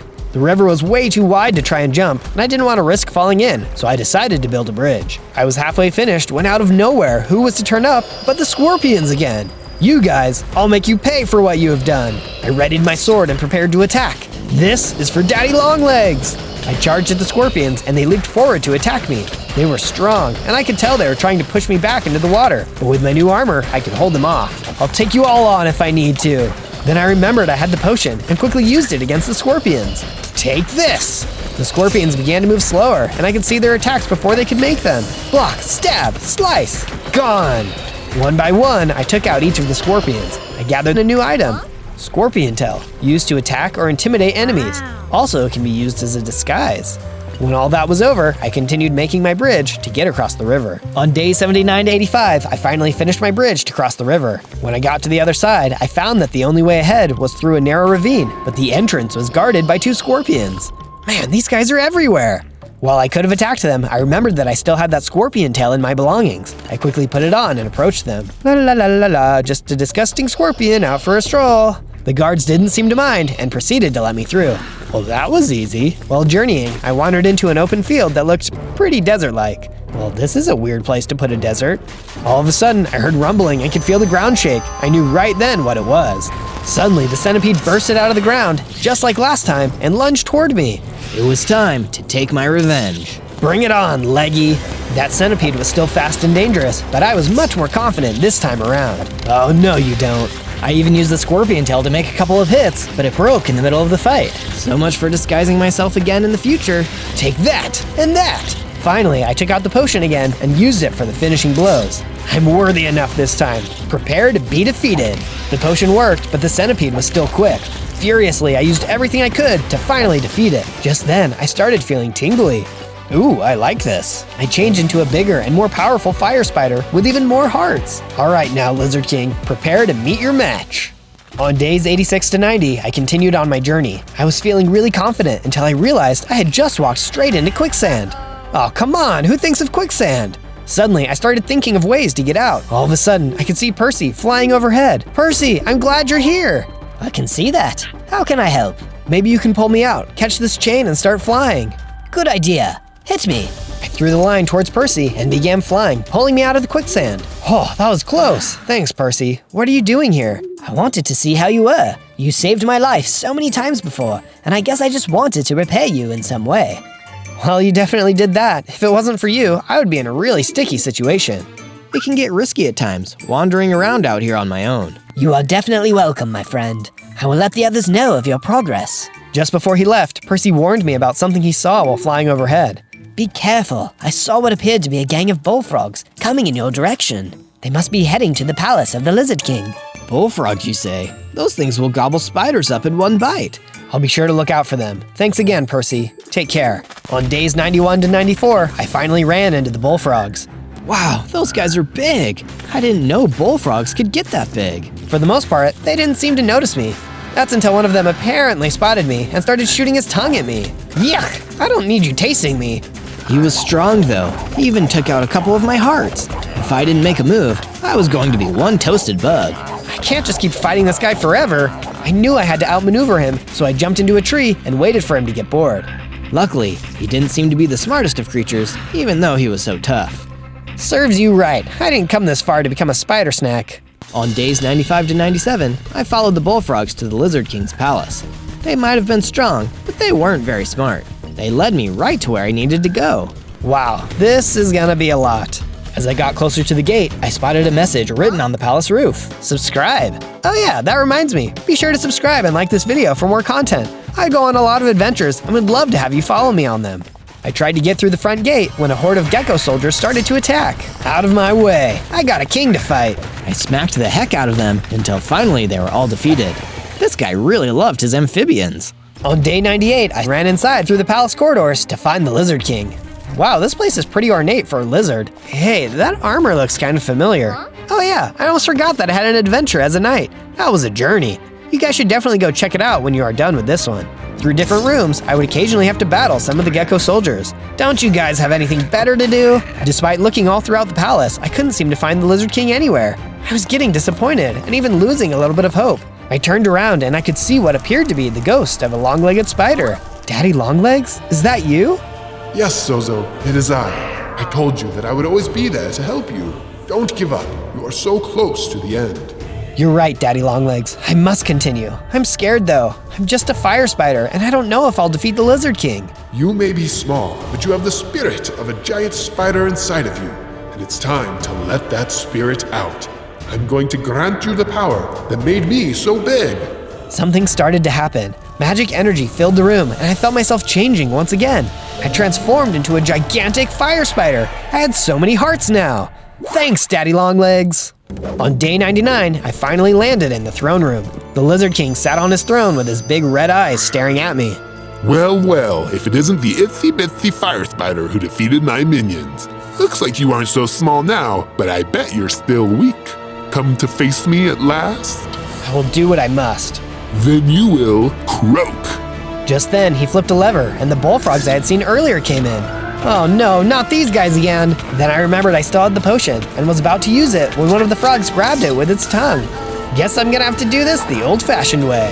Using my wall-crawling abilities and spider jumps, I dodged attacks from the frogs and gave them some damage. It looked like my attacks were superpowered with fire strength now. Soon, all the frogs were defeated, though I could swear I missed one. Now it's just you and me, Lizard King. So be it. He charged toward me with lightning-fast speed, giving me strong blows that did cause some damage. You should not have fought against me, Spider. I am the Lizard King. Oh yeah? And how do you taste? What? Just then, the last frog I thought I missed shot his tongue out, grabbed the Lizard King by the tail, and sucked him into his mouth. No! I became hesitant because I didn't know how the frog was going to respond. Hey, you're that frog I fought with earlier. I'm sorry for hurting you. Truce? The frog just looked at me, then suddenly spat up the Lizard King's crown. He croaked, then proceeded to hop away. Well, I guess that means truce. On day 100, I returned to the base to see everyone there, waiting for me. I told them all about what happened with the Lizard King. Wow, I didn't even know frogs could eat lizards. Neither did I. Guess you learn something new every day. Zozo, I'm glad you've returned. Yeah, dude. The Lizard King's defeated. Now we're free. This would not have been possible without you, Zozo. Thank you, from all of us. Now we can go back to living our lives in peace. And now we have a new home for spiders of all walks of life. Then there came a commotion at the gate. What's going on over there? Suddenly, a loud croak could be heard. Frog! No, wait, I think I know him. Turns out it was the frog from earlier, come by to say hello. I'm glad you could come by. Just one rule, no eating anybody. The frog agreed and I proceeded to introduce him to everyone. This had been quite the adventure. On day 1, I spawned in as an ice spider, an arachnid as cold as the Arctic reaches. All 8 of my legs are here, but why am I so little? I'm only a baby spider. That's when I realized that I was trapped inside of a magic circle. An evil-looking necromancer stood on the outside, casting a terrible spell. A spider of ice, it will suffice. So says me, Necromancer Bryce. Light swirled all around me, and the entire world shook. But when it stopped, I felt like I was able to move. Great! I better get out of here while I can. I tried to scurry away, but Bryce the necromancer blocked my path. Not so fast there, Ice Spider. Your part to play is done, so now I'll destroy you and complete the spell. Hey, I have a name, you know. It's Zozo, and I don't like it when people say they're going to destroy me. Oh, it's nothing personal. That magic spell I just cast is going to destroy the entire world 100 days from now. What? The entire world? You do realize that doesn't make it better, right? But it does make it destroyed. The ritual also says that I should sacrifice the ice spider used in the spell for best results. Well, it's not going to be this ice spider. I'm leaving, and while I'm at it, I'm gonna find a way to counteract your spell. I bolted for it as fast as my 8 legs could carry. Instead of chasing after me, the necromancer Bryce just laughed wickedly to himself. Easier said than done, my arachnid friend. The world's destruction is close at hand. On day 2, I managed to get far enough away from the necromancer Bryce that I could take it easy. I looked around in wonder at the glowing ancient forest around me. I also noticed that I had 10 hearts and that my hunger gauge was lowering fast. It looks like running for my life from a destruction-happy evil necromancer really works up an appetite. I searched around until I found a tree that had apples in it for me to take. Then I ate the apples until my hunger meter was full again. Surviving all alone in this world as a baby spider isn't so bad. I'm really getting the hang of it. I wasn't alone for long though, as I saw a couple of skeleton vanguards appear out from between the trees. There you are, Ice Spider. We shall get rid of you for our master, the necromancer Bryce. He must really want to sacrifice me if he's sending skeletons to do his bidding. I tried to fend off the skeleton vanguards, but my spider bites didn't have much of an effect on creatures made of bone.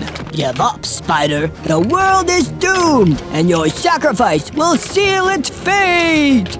The mobs kept attacking, bringing me down to my last few hearts. I thought I was doomed. But then, an energy blast distracted the skeleton vanguards and made them run away. Out of nowhere, an illusioner appeared. I realized immediately that they must have been the one who cast the spell. Follow me, little ice spider. I'll take you to my camp. We'll be safer there. You saved my life, so I guess I can trust you. On day 3, the illusioner took me to his campsite and cast a protective illusion barrier around both of us so that the mobs wouldn't find us. You're pretty good at casting spells, illusioner. Please, call me Alan. Illusioner Alan. Okay, Alan, you're pretty good at casting spells. Thank you for saying that, but unfortunately, there are mages far more powerful than me in the world, and some of them are using their gifts for evil. You mean like Necromancer Bryce? Is it true that his spell will end the world? Not if we good mages have anything to say about it. Soon after, another mage arrived at the campfire. This one was a wind caller with the power to, well, call wind. I'm Wind Caller Windy. I'm here to see the Ice Spider. That's me. I'm Ice Spider Zozo. Oh, the winds are truly blowing in our favor. You, my amicable arachnid, may be the key to saving the entire world from destruction. Necromancer Bryce's ritual can be stopped by a more powerful spell as long as he doesn't sacrifice an ice spider. So as long as I'm alive, there's a chance that you mages will be able to stop him. We'll need your help too. We can battle his henchmen and travel to places which would be too dangerous for us. You can count on me. I might still be a baby spider, but I won't let the entire world down. From day 4 to day 5, I began to make use of the trees around me to gather wood for a wooden pickaxe. Because my starting area was a forest, it didn't take long to have enough to craft the tool. But wood wouldn't be good for long if I could do better. I mined into the ground with my wooden pickaxe for some stone and quickly upgraded to a stone pickaxe. With the new and improved stone tool, I was able to gather even more stone to use for building and crafting. First, I made a stone sword to defend myself with. Next, I started building a strong shelter where I could stay safe from Necromancer Bryce and his undead minions. Illusioner Alan had chosen to come with me. His illusion spells would help keep me safe while I built the base. Thanks for all your help so far, Alan. Remember, Zozo, do not rely on magic. It cannot keep every mob away. I soon understood what he meant when a skeleton appeared and interrupted my building. Good thing I crafted that stone sword. I drew my weapon and brought down the skeleton with a cup of wax. My victory against the skeleton made me stronger and more experienced, and because of that, I grew out of my baby mode into a regular-sized ice spider with 30 hearts. I can shoot ice blasts now. That is more like it. From day 6 to day 8, I was out exploring in the nearby gravelly mountains when I saw a friendly gorilla being attacked by a slime ball. Get away from me, you slime ball! The slime ball didn't answer. It just bounced and got slime everywhere. You may be slimy, but this ice spider isn't so helpless anymore. I hit the slime ball with my stone sword over and over. It did a good amount of damage, but I was taking damage the longer I stayed in contact with the slime ball. I retreated back to a safe distance and shot the slime ball with an ice blast. It froze the mob solid, so I was able to get in a few more hits with my stone sword while it was immobilized. I repeated this 2 or 3 times with more ice blasts until the slime ball was defeated. Once the battle was over, the gorilla cheered and ran up to greet me. Brr, I was cold just watching that, but I'm glad you're on my side. Of course. I, Ice Spider Zozo, am all about saving others. You're definitely the nicest ice mob I've met. Say, do you think you could talk to the other one I know and tell him to stop trying to freeze me? Sure thing. I'll let him know that's not nice. He's just over here in another part of the mountains. From day 9 to day 10, the gorilla showed me to the lair of the Icy Creeper, a powerful ice mob that seemed to like to cause trouble. Gorilla seemed worried for me. That's how I knew Icy Creeper would be trouble. Are you sure you could talk him out of being mean, Zozo? I can certainly try. I left Gorilla behind and approached the Icy Creeper. His attention was on me immediately, but he didn't speak. It looked like I would need to talk first. Hey, I'm Ice Spider Zozo. I heard you've been trying to freeze the gorilla and they'd like you to stop. Well, that's very nice, but I'm not gonna. I'll freeze anyone I want. That's so rude. What did the gorilla ever do to you? Nothing, but this is a cold world, and I'm one cold, tough customer. If that gorilla doesn't like it, he can go to another mountain. Don't make me fight you, Icy Creeper. I'd like to see you try. I fired my ice blast at the Icy Creeper, but it seemed like he was even colder than me because it barely did any damage. His own ice blast took off a bunch of my hearts. In a battle between ice creatures, I was definitely the loser for now. I ran back to the gorilla, sad that I couldn't defeat the Icy Creeper. I promised Gorilla that I'd let him stay in my base for now and come back to the gravelly mountains to defeat Icy Creeper at a later time. From day 11 to day 12, I returned to my base and began renovating the living space so that the gorilla had a place to live. I used a lot of stone bricks so it wouldn't be too different from the mountain he had left behind. Once I had built the room, I went to see the gorilla and showed him where he could stay. Thanks for letting me stay here, Zozo. I thought you could use some more storage space, so I did a bit of building on my own. It turned out that the gorilla really had built a room that was perfect for storing extra items. He also built a furnace that would heat up the room where he and the mages would be staying. Oh yeah, I guess you guys need to stay warm. Either way, that's very impressive work. I call it the home away from home. Oh, I hope I get to see the mountains again before the world ends. It's not going to end. I'll stop it. I hope so. That necromancer Bryce has been plotting world destruction for a long time, actually. He's tried all sorts of spells to do it, and they've never worked. This one might, though, and the idea of that is really scary. It did sound scary, and I wasted no time getting better materials to help defend myself in case Bryce showed up. Down in the mining area of the base, I went digging for some iron to upgrade my tools. I found some iron ore, which I smelted into iron ingots, then crafted into an iron pickaxe and an iron sword. Back on the surface, I tamed some sheep from the nearby glowing ancient forest and built a farm for them. If that furnace fails, there's always wool sweaters. From day 13 to day 15, I sought out Illusioner Alan for some more advice on how to complete Necromancer Bryce's challenge. I want to save the world as soon as I can, Alan. Is the spell ready yet? If only magic were that simple, Zozo. The truth is that Bryce's destruction spell is linked to you now. The only way to weaken it is for you to become stronger. How do I do that? When you defeated Bryce's skeleton henchman before, some of the spell's magic transferred into you.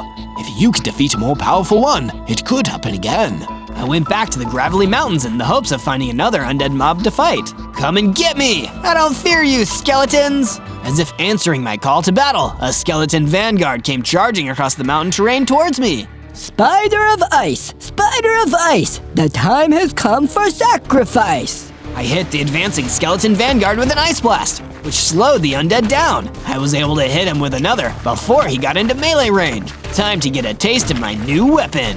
At that point, I brought out my iron sword and slashed the skeleton vanguard with some powerful hits. The skeleton vanguard crumbled and dropped a health potion to boot. This potion must contain some more of Bryce's magic. I drank the potion and felt my power increase dramatically. My number of hearts doubled and became 60, and I gained the magical ability to turn invisible like see-through ice. From day 16 to day 19, I continued my exploration into a brand new part of the world that I'd never seen before, the Great Lake Isles. As I crawled around this breathtaking new biome, I came across an abandoned book that contained information about the destruction spell that Necromancer Bryce had cast. A spell of destruction cast by a Necromancer must be confirmed with the sacrifice of an ice spider. For this reason, an ice spider that survives the casting of the spell can prevent the destruction of the world by being at the center of a spell of life, which is made to protect the world. I wasn't sure exactly what that meant, but it sounded like there was a way to turn the tide of destruction. I excitedly began to leave the Great Lake Isles when some more skeleton vanguards ambushed me to try and get me to be sacrificed. Spider of Ice! Spider of Ice! The time has come for Yeah, sacrifice. You creeps must have followed me from the mountains. I used my iron sword and I pelted the mobs with ice blasts until they were all destroyed. From day 20 to day 22, I realized that my powers were far stronger now that I had grown into a bigger ice spider. I tested my mettle against some specters in the glowing ancient forest, chopping them down with my iron sword. They weren't that difficult to defeat, but the fact that they were here meant that bad omens were on the horizon. Dead becoming more common could be a sign of world destruction being on its way. I did some more mining for iron in the base cavern and grabbed enough ore to make the ingots for an iron chestplate. Now that I'm this much stronger, I bet I could stand up to the Icy Creeper. I returned to the Icy Creeper's lair in the gravelly mountains to confront the mob with my new abilities and gear. Have you learned how cold the world is yet, Zozo? No, I have learned that the world has good people in it that don't deserve to be frozen or destroyed. I fired my icy blast at the Icy Creeper, and this time, I was the one dealing damage. I had become a colder, more powerful being. Never freeze the gorilla or anyone else ever again. All right, Zozo, I give. I'll be nice. The Icy Creeper ran away, never to be mean again and never to be seen again. Upon driving away from that other ice mob, I saw a flashback to Bryce as a younger necromancer, just learning his first spells. The world is a cold and cruel place. I know. I'll destroy it so nobody has to live in a cold, cruel world. Guess he was similar to the Icy Creeper in a couple of ways. If only he knew that the world wasn't as cold and cruel as he thought it was. From day 23 to day 26, I returned to the base, feeling victorious. I made a beeline for the gorilla to give him the good news. I taught that Icy Creeper a lesson he won't forget anytime soon. I promise you that you won't be having any trouble with him now. Wow, you are one heroic ice spider, Zozo. I'm really checking my prejudices right now. Also, I made you a gift. In case you didn't notice it on the way in, I made a perimeter wall to defend the base. Somehow, I totally had missed the perimeter wall. It was awesome and would do a great job at repelling the roving hordes of the undead. The base is well defended. Maybe now it's time to make sure my body is better defended. I went back to the mining cavern and collected up some more iron ore that I then took back to my base and smelted into iron ingots. I used these to make the rest of my armor set. You may not be able to see the armor on me, but believe me, it's there. From day 27 to day 31, I returned to the Great Lake Isles, wanting to make sure that I'd wiped out the Skeleton Vanguard Scourge completely. The more territory I can take back from the Necromancer Bryce, the less power and resources he has to complete his dark ritual. And it seems like my earlier work had paid off, because I couldn't see a Skeleton Vanguard anywhere. Instead, what I found was a large and smart-looking golem. Hello there, good sir. Say, I've heard quite a bit about a certain ice spider lately. Your name wouldn't happen to be Zozo, would it? That depends. What would you do if I was Zozo? I'd congratulate you. I'm the librarian Golem. I travel across the overworld, giving books to those who need them. And the skeleton vanguards working for that blasted necromancer had gotten in the way of my very important mission for far too long. If you are Zozo, then you are responsible for many needy people getting the books they so crave. Well, in that case, I am Zozo. why don't you come back to my base with me? You seem like you'd be a valuable ally. Of course, as long as there's a place where I can read. I returned to my base with the librarian golem and constructed a new room for him to sleep in. After completing it, I realized how dull and drab the base looked. It needed a personal touch. I harvested some wool from my sheep farm and turned them into a bunch of cool banners that I hung up around the different buildings of my base. Looking snazzy! But my joy was short-lived as Illusioner Alan ran in with frantic news. Zozo, you need to come with me immediately. Windcaller Wendy is under attack. From day 32 to day 35, Illusioner Alan and I ran as fast as we could to reach the campfire in the glowing ancient forest where the Windcaller liked to hang out. But by the time we arrived, it was already too late. A vicious gang of skeleton vanguards had already outnumbered and destroyed him. No! We serve our master well. Everyone who attempts to defend you will be destroyed, Zozo. Nobody will stand in the way of your sacrifice. We will destroy this entire world! Not if I have anything to say about it! Powered by pure rage, I went in there with all my weapons and powers and wiped out every single one of the skeleton vanguards. In the end, all that was left was myself and Illusioner Alan. This is bad, Zozo. The Windcaller was a powerful mage and an asset to our operation. Now that she is gone, the danger grows significantly. But we can't give up, Alan. If we give up, then nobody will stop Necromancer Bryce. We need to fight back against him with everything we have.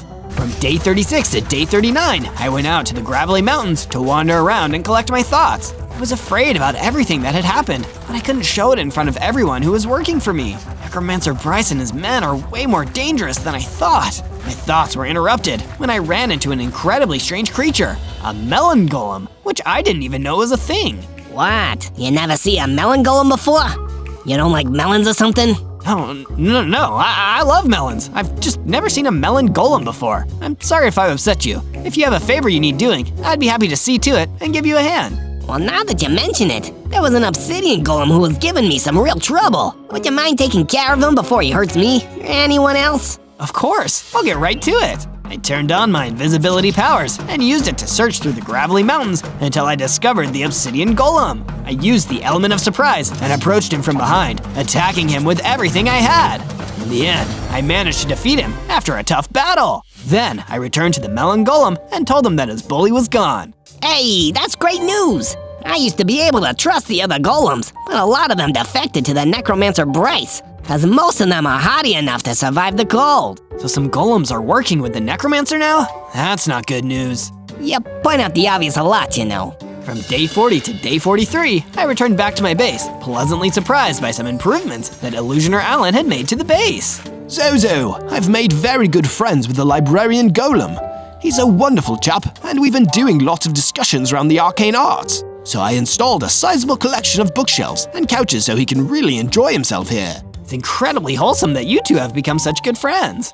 And he's not the only friend I'd like to stay here. I improved the base by adding a barracks, so I could invite more of my Illusioner friends. The more mages we have at the base, the easier it will be to defend you from the Necromancer. That sounds like a good idea to me, Alan. Not long after, a small group of other Illusioners arrived, and I greeted them, then escorted them to their rooms. Not long after, the librarian golem approached me with a new quest. Zozo! As you may have heard on the grapevine, or perhaps the melon vine, some golems defected from the overworld and joined up with that dastardly necromancer. Two in particular are the Endstone Golem and the Netherite Golem out in the Great Lake Isles. Perhaps, if you're able to defeat him, it will weaken the necromancer's power in another territory. That's an awesome idea, Librarian Golem. I'll set off immediately.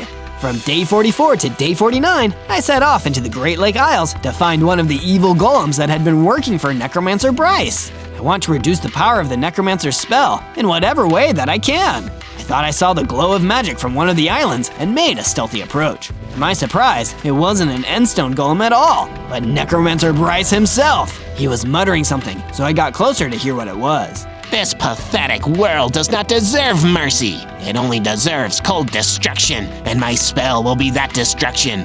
Soon, the hastening will be upon us. Couldn't let him stand there and say such terrible things. Take that back, you dastardly necromancer! Oh, it's you. You're the ice spider that dares to defy me. It seems my undead have thus far been unable to sacrifice you.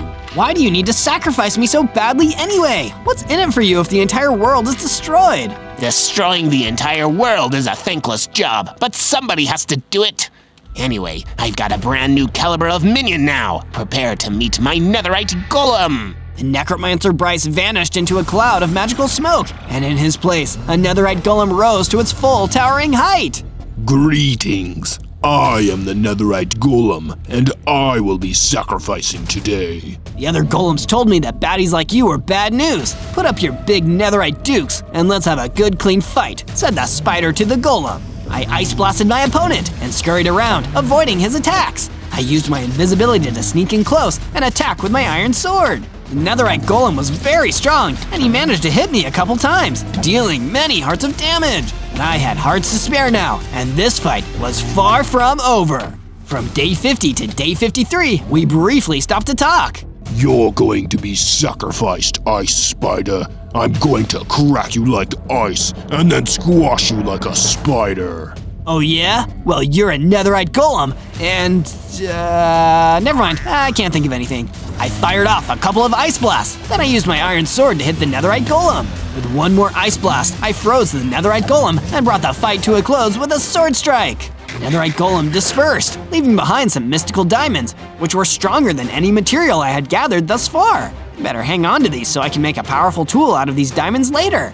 With the netherite golem defeated, I felt some of Necromancer Bryce's magic leaving the Great Lake Isles. From day 54 to day 57, I found the other evil golem that had chosen to serve Necromancer Bryce, the Endstone Golem, the exact golem that the library golem had sent me out to fight. This mean Endstone fighting machine was just as tough as the netherite golem I had fought before, so I knew I had to use similar strategies to take it down. Ice Spider Zozo, Golem Slayer! My invisibility proved to be a great way of avoiding attacks, and a mixture of Ice Blast and Iron Sword attacks sealed the deal! Both of the Golem defectors have been defeated now. I can feel the Great Lake Isles are peaceful now. I returned to my base in the glowing ancient forest so that I could tell the tale of my victory to the library golem.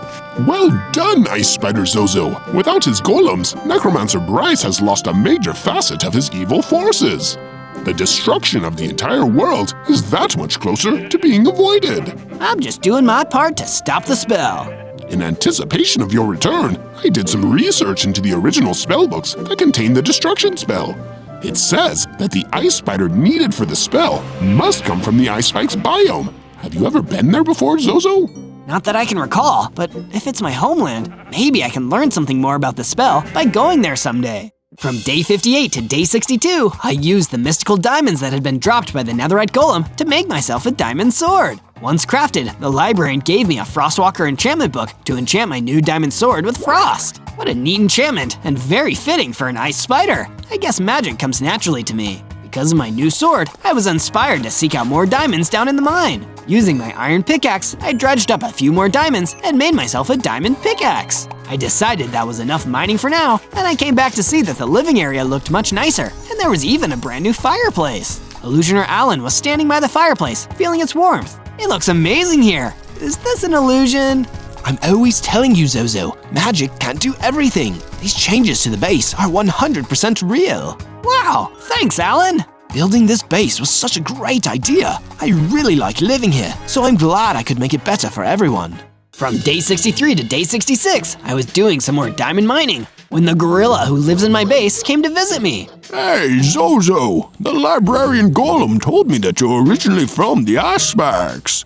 I actually know how to get there. You do? Well, that's great. I've been meaning to take a trip out there at some point. I'll give you the directions. Maybe you'll find out if you've got any family out there. Following the gorilla's directions, I made my way to the ice spikes. I didn't see any ice spiders, but maybe I would meet a friendly face if I looked around. But the first face I saw didn't appear to be that friendly. It was a mountaineer with a wicked gleam in his eyes. I'm warning you, buddy. You don't want to mess with this ice spider. I have the home field advantage. I don't want to fight you. This gleam in my eye is the gleam of adventure. I'm Mountaineer Monty, and I'm looking to climb the tallest peak in the Ice Spikes. The tallest peak? I bet I could see everything from up there. Count me in.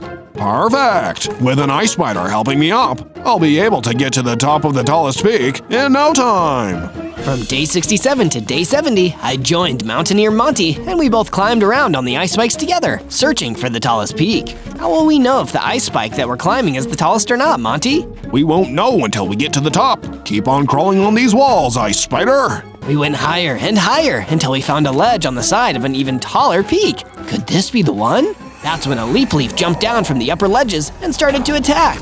I fired an ice blast at the mob, but it dodged away. This leap leaf was faster than I expected, so I'd have to outsmart it. I turned invisible and waited for the leap leaf to land on the ground. I dashed in and hit it with my diamond sword, dealing a bunch of damage. The moment it jumped, I fired an ice blast directly at it, defeating it for good. Mountaineer Monty was impressed with my win.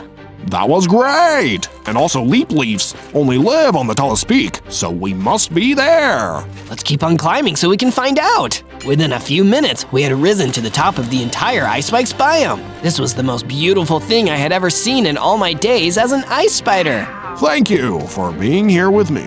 Down below, I saw what looked like the lair of a necromancer, a wicked and terrible base. Necromancer Bryce must be here in the ice spikes. Did he find me here?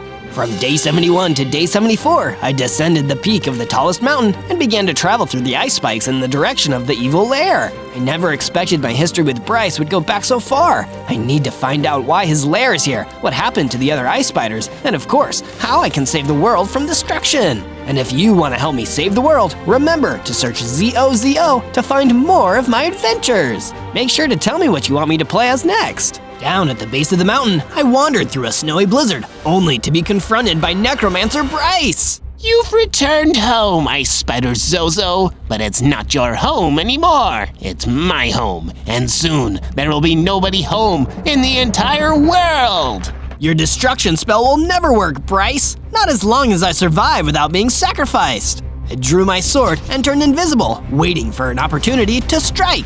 Necromancer Bryce only laughed. He was not threatened by me at all. Foolish Zozo! You don't understand what it means that I am here in the ice spikes. It means that I've already sacrificed another ice spider. My spell is secure. I froze in place, not from the cold, but from the shock of what Bryce had said. No, you already sacrificed an ice spider, you evil monster! Bryce turned toward the spell and blasted me with a powerful spell that took off almost all of my heart. He was about to fire off another, so I ran away as fast as I could. From day 75 to day 78, I scurried back to the base and immediately shut myself away in the coldest room of the base. I had failed. The whole point of going to the ice spikes was to learn more about my origin. But now, I had learned something that made me feel completely hopeless. The entire world really was going to be destroyed, and there was nothing I could do to stop it. Never say never, Zozo. It was the librarian golem. They had come to visit me in my time of regret. But all of the other ice spiders are gone. Necromancer Bryce sacrificed them. I don't think that's exactly what has happened, Zozo. Bryce was trying to catch you off guard so he could sacrifice you. He still needs you for his place, and when he comes for you, we'll be ready. The librarian golem showed me a watchtower that had been installed on the base. It would be an ideal countermeasure to any intruding undead sent by Bryce. Thanks, library golem. And you're right, the world isn't doomed yet.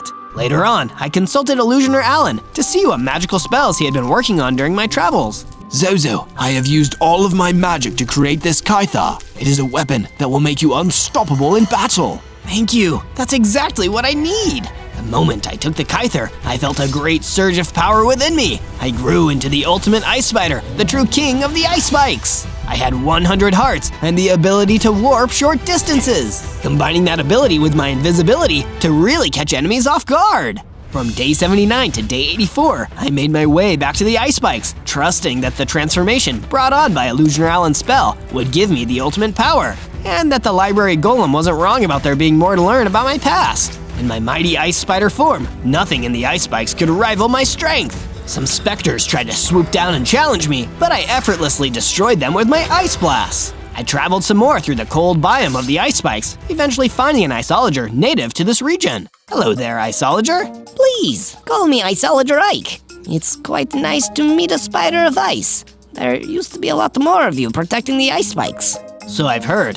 That was before the necromancer sacrificed them. Oh, there was no sacrifice. Your ancestors fought against him bravely, down to the last spider.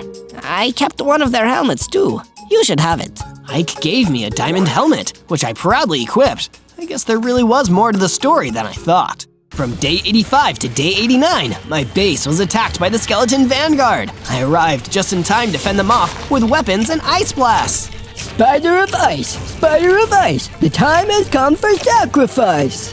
Ha! That confirms it! You still need a sacrifice, and I'm the last spider standing. You'll never take me out. With the confidence I had developed in my ultimate ice spider form, I demolished the skeleton vanguard one by one, until the last of them went running back to the ice spikes. Spider of Ice, your sacrifice will now be done by Necromancer Bryce. I'd like to see him try. I chased the skeleton vanguard to the edge of my base, where he kept running onward. It was there that I met a fungus thrower, who was standing next to a dugout pool of water. Oh, please, Ice Spider Zozo. My swimming pool is way too warm. Can you provide an ice blast to cool it off? Why, certainly, my fungus-throwing friend. I shot the pool with an ice blast, freezing it over. Oops, sorry, now it's more of an ice rink. No, I like this better. I'll call my friends and we'll play some hockey. From day 90 to day 94, I followed the skeleton vanguard through the ice spikes all the way to the necropolis where Necromancer Bryce would be waiting for me. Bryce, we need your advice. As the skeleton vanguard approached the necropolis, it was obliterated by an attack from an armored pillager. Never send a skeleton to do my job.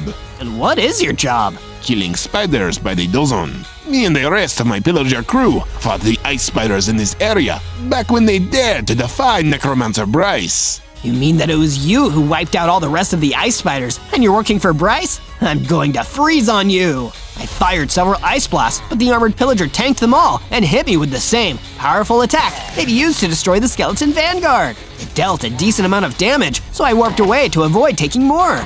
I faced many ice spiders just as big as you. But you've never faced me! Gathering my courage, I warped back and swung my diamond sword into the armored pillager, returning the damage I took and then some. From day 95 to day 97, the armored pillager still wouldn't let up, and I was starting to see that his claims of taking down all the other ice spiders wasn't all talk. My ice blasts weren't very effective, so I mostly relied on my sword strikes to deal damage. My warp and invisibility powers helped me dodge most of the armored pillager's attacks so that I could hold onto my hearts. Why can't you let me crush you like those other worthless ice spiders? It's time you learned that those lives you trampled were never worthless. I warped all around the armored pillager and barraged him with sword attacks until he collapsed at long last. Darn it, you have beaten me.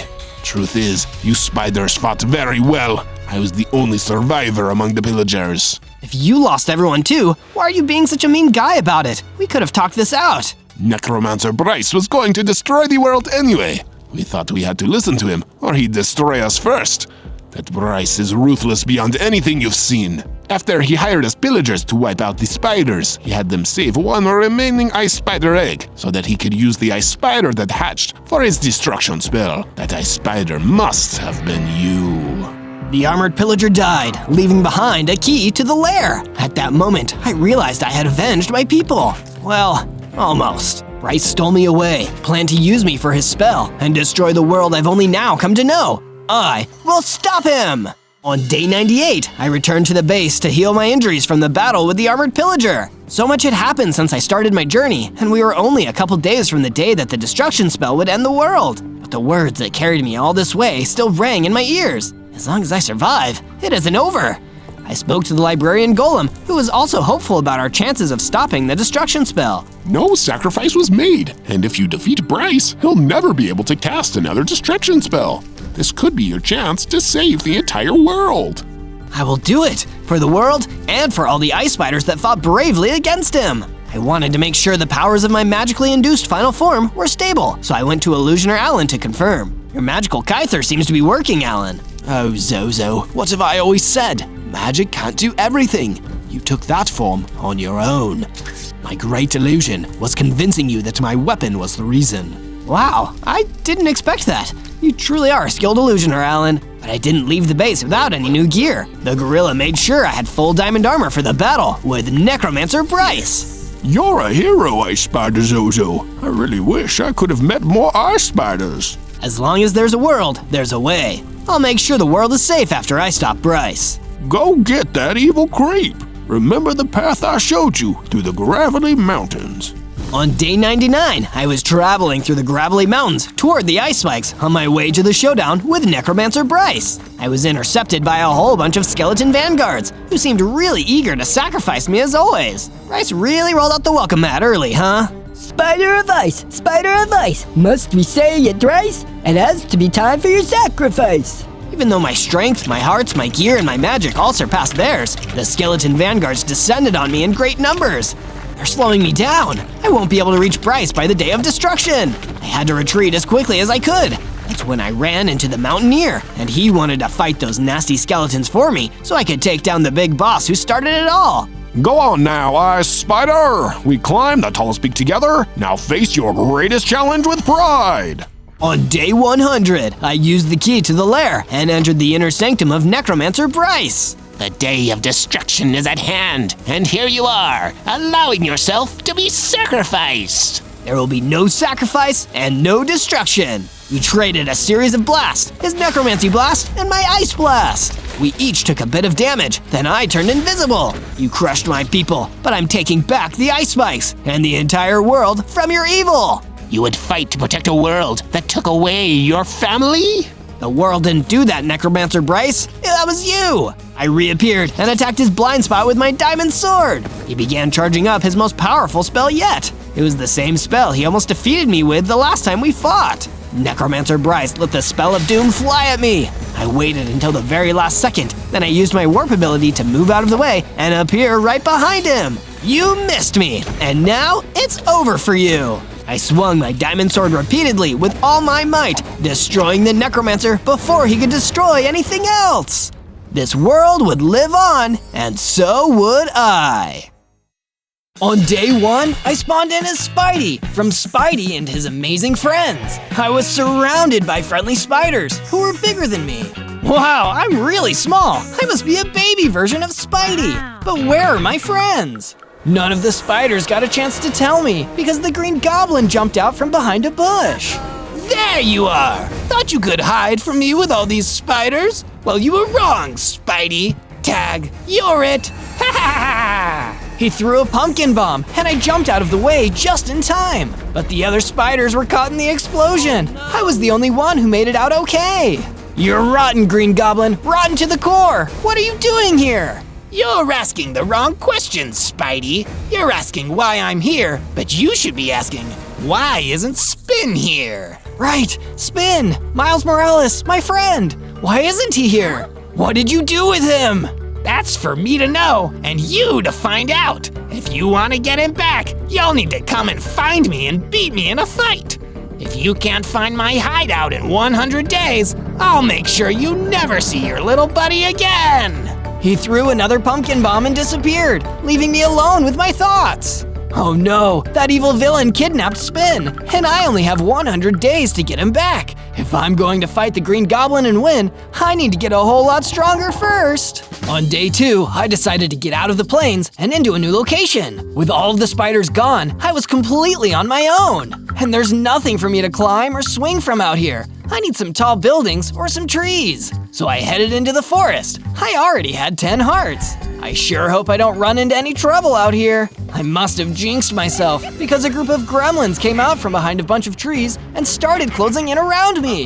Hey, why are you bothering me? I didn't do anything to you. You didn't have to. We're here on orders from the Green Goblin. He wanted us to deliver something to you in person. A beatdown. Uh-oh, I'm not strong enough to take on all of these enemies at once. Let's get them, boys. The gremlins were getting closer, and I couldn't see anywhere to run. Was this it? Was I already going to lose on my second day?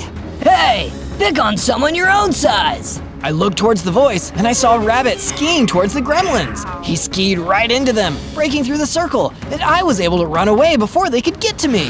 When I finally stopped running, I noticed the rabbit was right behind me. Thanks for the help. No problem. I can't stand bullies. My name is Harry. Hi, Harry. I'm Spidey, but you can call me Zozo. On day 3, Harry the skiing rabbit took me back to his home with him in the underground rabbit burrow. It was really nice of him, especially since I didn't have a base of my own yet. Now I have a safe place to rest for a little while where the Green Goblin wouldn't bother me. Thanks, Harry. This is so nice. No problem, Zozo. Hey, Hey, there's someone I want you to meet. He knows a lot about the Green Goblin, and I think he can help you out. He took me to the burrow of a Giza rabbit. Hello! I understand you're going up against the Green Goblin. A nasty fellow. Don't I know it? Well, forgive me for saying so, but you won't get far like that.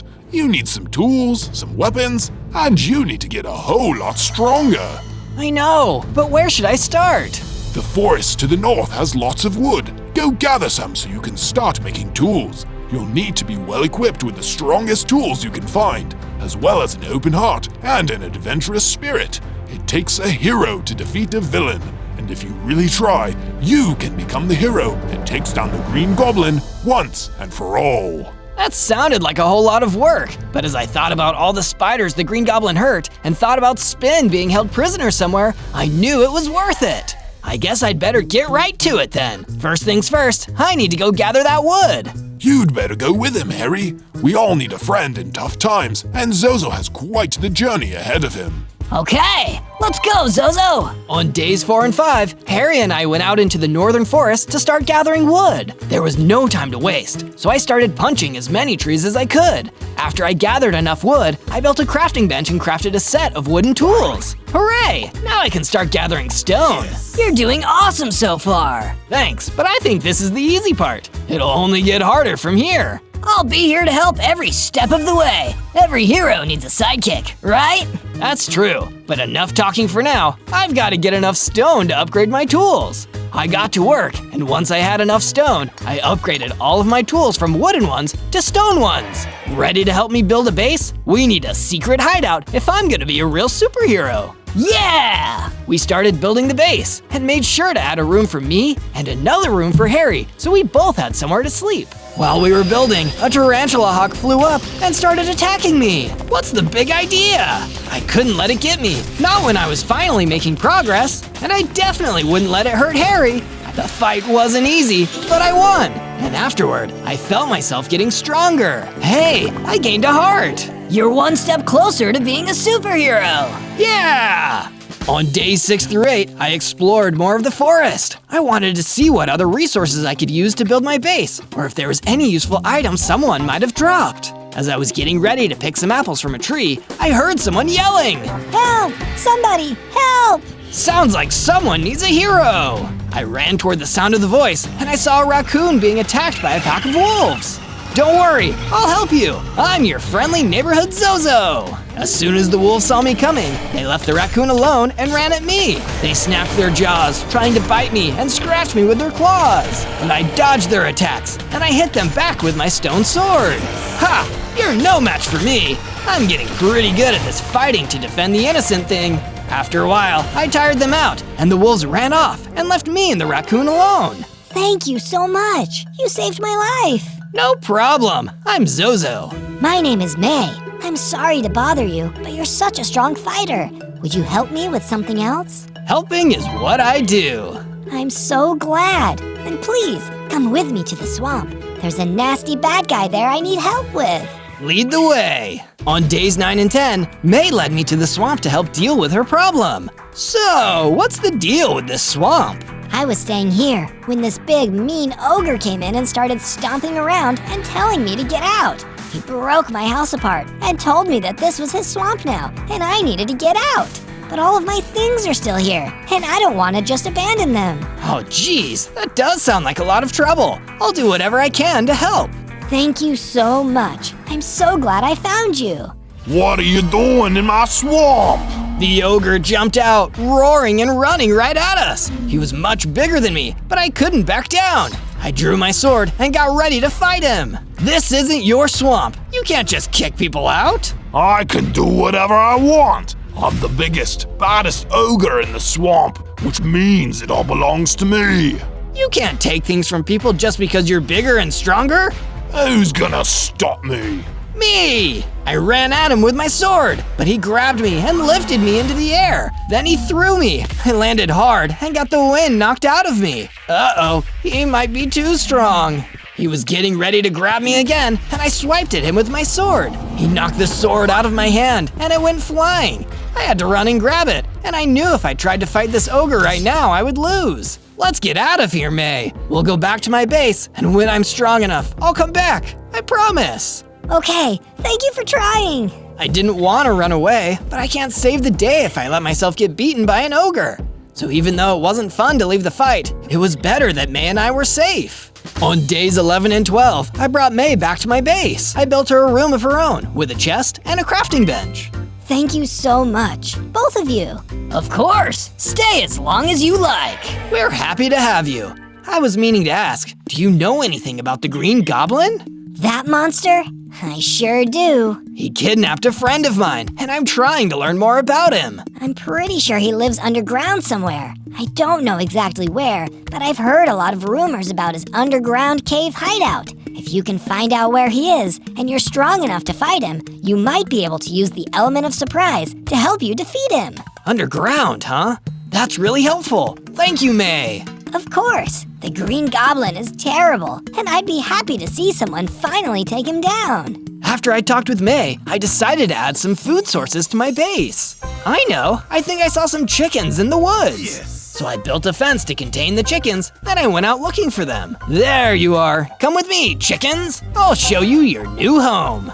I herded the chickens back to the base and got them all set up in the fenced area. Then I cut down some grass and planted some wheat at the base. Now we'll have plenty of food, and I learned more about the Green Goblin. What a successful day! On days 13 to 15, I decided to find some ways to get stronger, so I turned to Harry for advice. I think the best way to get stronger is to get some more experience. Explore new areas, go on some quests, fight more enemies. You can't learn if you don't put yourself out there, and upgrading your tools probably won't hurt either. That's a great idea, thank you! If I was going to upgrade my tools, I needed to get mining. I mined some coal and some iron too. I raced back to my base to make a furnace. Then I smelted the iron and used it to craft all iron tools. Great, now time to explore. Where can I go? I should go somewhere really different from anywhere I've been so far. I know, I'll go to the ice spikes. So I gathered all of my new tools and headed off to the ice spikes. Brr, it's getting cold. I'm not used to this weather. Maybe I should have brought some more supplies with me. Maybe you should have, but you didn't, because you're weak, and you'll never beat the Green Goblin. Who said that? I looked up and saw a green golem standing on top of a tall ice spike. I did. The boss sent me to check on your progress, and he's gonna laugh so hard when he hears about all this. But first, I think I'll teach you a lesson about trying to be a hero when you're really just a zero. Then he jumped down from the ice spike and landed right in front of me. But I was ready for him, and I had my brand new iron sword ready to go. Not so fast. He ran at me, and I swung my sword. He tried to hit me, but I dodged and attacked again. It was a pretty tough fight, but I managed to win in the end. After I defeated him, I noticed he dropped something. Cool, an explosive bottle. I can use this to fight the Green Goblin. I was so excited to show my friends what I found that I ran all the way back to my base. Harry was waiting for me. You should build an armory to keep your weapons. Great idea! So I built an armory, and after I did, I felt myself getting stronger. Whoa, I gained 2 hearts. On days 16 to 19, I decided to follow Harry's advice and keep exploring to get more experience. Maybe I'll find something else that will help me beat the Green Goblin, or make a new friend. As I was looking around, I found an abandoned house. Anyone here? No one answered, so I let myself inside to have a look around. It was totally empty, except for a chest. I opened the chest and found an old book. I guess I'll read it. Superheroes should always take the time to read every now and again. As I read the book, I couldn't believe what I was seeing. Whoa, so the Green Goblin is really Norman Osborn, the scientist. That's why he's so good at making those pumpkin bombs. I can't believe it. But it's in a book, so it must be true. Maybe this information will help me later. I grabbed the book to take with me and left the house to head back to my base. As I did, I saw the gremlins from before. Not you guys again. You better believe it, Spidey. The gremlins rushed at me, and I fought them off with my sword. When they realized they were outmatched, they started to run away. This ain't the last you'll see of us, or the Green Goblin. Tell your boss I'm getting stronger every day, and I'm coming to get my friend. I couldn't believe it. I beat the gremlins on my own this time. I I was really starting to feel like a superhero who could defeat the villain and save the day. I wasn't quite ready yet, but I had already come so far. On days 20 to 22, I looked for some more bad guys to fight in the forest around my base. I wanted to get stronger and keep my friends safe at the same time. A mutant spider pig attacked May while she was looking for food, and I rushed in to save the day. Get away from her! I swung my sword and defeated the mutant spider pig easily. I was so much stronger than I was on my first day. I think I'm finally ready to take on the ogre and get your stuff back. Are you sure? He's so scary. I am. I just need to make some armor first. I gathered some more iron and crafted myself some shiny new iron armor. With this on, he won't be able to hurt me. I made my journey back to the swamp where the mean old ogre was waiting for me. Back for more, are ya? I'll be happy to beat you again if you didn't learn your lesson the first time. He grabbed me just like he did before, but when he threw me, my armor protected me from getting hurt. Nice try, but I'm ready for you this time. He was so surprised that he didn't have time to dodge my attack. I got him with my sword, then I hit him again. This time, he was the one who got knocked over. Oh, fine, take what you came for. Just leave before the Green Goblin finds out you're here. He's scared of how strong you're getting, and he's not afraid to cheat and have someone else take you out before you find his hideout. Whoa, so he's actually getting nervous. Don't get too confident. You're still nowhere near tough enough to beat him. Just go. So I grabbed a chest full of May's things, and I headed back to my base. On days 23 to 26, I returned to my base and went to find May. Here you go. I got this back for you. Oh, thank you so much. It has everything I own inside. I was so scared that I lost it all after that ogre destroyed my house. Can I stay here for a little while, though, before I find a new place to live? Stay as long as you like. Have you ever thought about building a guard tower to keep the base safe in case the Green Goblin sends any goons this way? That's a great idea. I got to work building a guard tower, and when I was finished, I felt much safer. But I needed some ranged weapons to go with the guard tower, so I gathered flint, feathers, and string, and crafted a bow and arrows. Then May came over to talk to me, and she was holding something. I found this in my chest of items, and I wanted to give it to you. My way of saying thanks for all of your help. What is it? A newspaper. It's enchanted. I think it might be useful for you.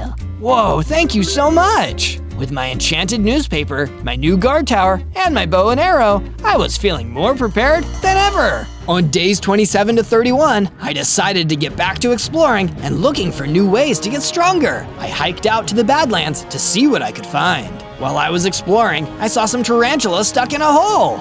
I'll get you guys out of there, just hold on. I helped them all climb out, and then I sent them back to my base so they would have a safe place to stay for a while. Spiders have to stick together. After I helped the tarantulas, I looked around the Badlands some more. There weren't any enemies to fight, but there was a lot of terracotta. This looks cool. I'll gather some for my base. I got as much terracotta as I could take with me and went back to my base to decorate with it.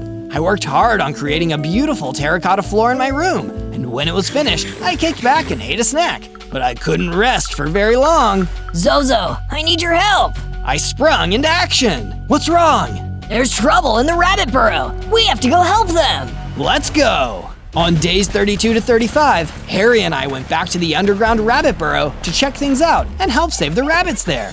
When we got there, we saw a bunch of the Green Goblin's gremlins attacking and throwing pumpkin bombs. They were destroying everything. Not so fast. Don't worry, rabbits. Your friendly neighborhood Spidey Zozo is here to help. What are you gonna do about it? I drew my sword. Remember this? They looked pretty nervous, and I started slashing left and right, taking down as many gremlins as I could. I thought I'd beaten all of them, but there was one more hiding behind a nearby wall. Before I could get to him, he pulled out another pumpkin bomb and threw it right at the geezer rabbit who helped me before. No! But it was too late. The gremlin blew him up. You'll pay for this! I took down the last gremlin fast, but I didn't feel any better. I was so upset about the geezer rabbit. It's not your fault. It's the Green Goblin. He did this. You're right, Harry, and we're gonna make sure he never hurts anyone else again. On days 36 to 39, I decided to head to the beach and see if I could find anything useful there. I needed all the strength and weapons I could get if I was going to beat the Green Goblin before he could strike again. Are there any heroes out here? Please, I need help. A hero? That's me! Who said that? I can help! Me! I looked over and I saw a walrus sitting on the sand. What's wrong? Out there in the water is my favorite rock to sit on when I want to catch a few rays. But when I try to sit there now, there's a mean octopus who keeps attacking me and trying to pull me into the water. That's not very nice. You wait here, friend. I'll go teach that octopus some manners. Be careful, he's very smart. It's okay, I'm pretty smart too. I swam out to the walrus's favorite rock and waited for the octopus to try and mess with me. Wow, what a nice rock. I sure hope no one tries to pull me into the water. But I did hope someone would try, and I was ready. I didn't think I could fight in the water while trying to swim at the same time, so I would have to be able to fight from a distance. Good thing I crafted a ranged weapon. I grabbed my bow and arrow and waited. Sure enough, that pesky octopus showed up and tried to grab me. Before he could, I fired my arrow at him, a direct hit. He tried to grab me again, so I fired a few more arrows for good measure until I was sure I had won. Then I swam back to the shore to give the walrus the good news. Thank you so much. Are you the hero that's trying to take on the Green Goblin? I sure am. Well, here's some advice. I heard he's strong, but not very fast. That's why he throws those pumpkin bombs. If you can avoid his bombs, it'll be easier to get him. Thanks so much. I'll remember that. On days 40 to 43, I returned home to my base. It was looking a little bit dull, so I decided to spruce up the place with some torches for extra light and to keep any zombies away. As I was finishing up, Harry came to see me. Say, this looks great! Thanks. Do you think we could make room for some more guests to stay here? I met some squirrels in the woods who said the Green Goblin blew up the tree they were living in. I thought maybe we could help them out. Sure, the more the merrier. Hey, let's build them a treehouse, then they'll feel right at home. Harry and I got to work, and before long, we built a great treehouse for the squirrels to live in. Then Harry went to get the squirrels and show them their new home. It felt good to help more people in need. It was a nice reminder that being a hero isn't just about beating bad guys, it's about helping those who need it. The tarantulas came to see me after I finished the treehouse, and then they told me that they heard a rumor about some baby spiders that were being held prisoner in a nearby cave. Well, I couldn't let that happen. I promised them I would go over there and rescue those baby spiders. On days 44 to 49, I traveled to the cave the tarantulas told me about to save those poor kidnapped baby spiders. When I got there, I couldn't see any baby spiders anywhere. I looked all over the place, but there weren't any spiders in that cave. Huh, that's weird. You fell for my trap, Spidey. Ha ha ha ha ha! The Green Goblin jumped out from behind a rock. There aren't any baby spiders here. It was a lie. But I knew that would get you to come here. Poor little hero with no one to save. Too bad, so sad. You're scum, Green Goblin. Oh, you wound me! You're running out of time, Spidey. Too bad you won't be able to save your buddy Spin before I blow him up. And when I'm done, I'll go to your base in the forest and blow that up too. That's right, I know where you've been hiding. Why are you doing this? Because I can. Wish I could stay and chat, but I've gotta run. I'll leave you with some company though. Oh, minion! A huge earth elemental came into the cave! Bye, Spidey! The Green Goblin ran away and disappeared, leaving me alone with the earth elemental. He looked pretty tough. Uh-oh, I had no choice. If I wanted to get out of there and get back to my base, I was gonna have to fight him. On days 50 to 53, I did my best to fight the earth elemental. He was a lot bigger than me, but I wasn't about to back down or let myself get scared. I stared him down and got ready. The earth elemental ran at me and knocked me back into the cave wall. But luckily, I had my armor on and it didn't take too much damage. I jumped back onto my feet and ran at the earth elemental with my sword. I got a few good hits in before he knocked me back again. Next, I climbed up onto a rock and shot an arrow at him. It hit, and while he was recovering, I jumped back down and rushed up to deliver a finishing blow. He went down, and I was the winner! Woohoo! I did it! I really am turning into a superhero! Wait, what's this? There was a book on the ground. I picked it up and started to read. The notes of Norman Osborn. I hate spiders so much. One day I'll find a way to get rid of every spider in the world, and then I can finally be happy once they're gone. I'm so glad I found this underground cavern to build my laboratory and basin. It's the perfect place to do my work. So the Green Goblin hates spiders. That's why he's after me and why he took Spin. That's despicable. So his lair is in an underground cavern. There's a drawing of a map here showing where it is. I'm one step closer to defeating him once and for all. On days 54 to 57, I returned to the forest and started making my way back to the base. I've got to tell my friends what I've learned. But as I was walking, I heard someone crying for help. I followed the sound, and there was some baby spiders in a cage. Oh no, there really are some baby spiders in trouble. Hold on, little guys, I'll save you. I ran to let them out of the cage, but I couldn't find a key. Then a phantom swooped down on me. I was ready though, and I slashed at it with my sword until it went down. I saw that the phantom dropped the key, and also a blast protection enchantment.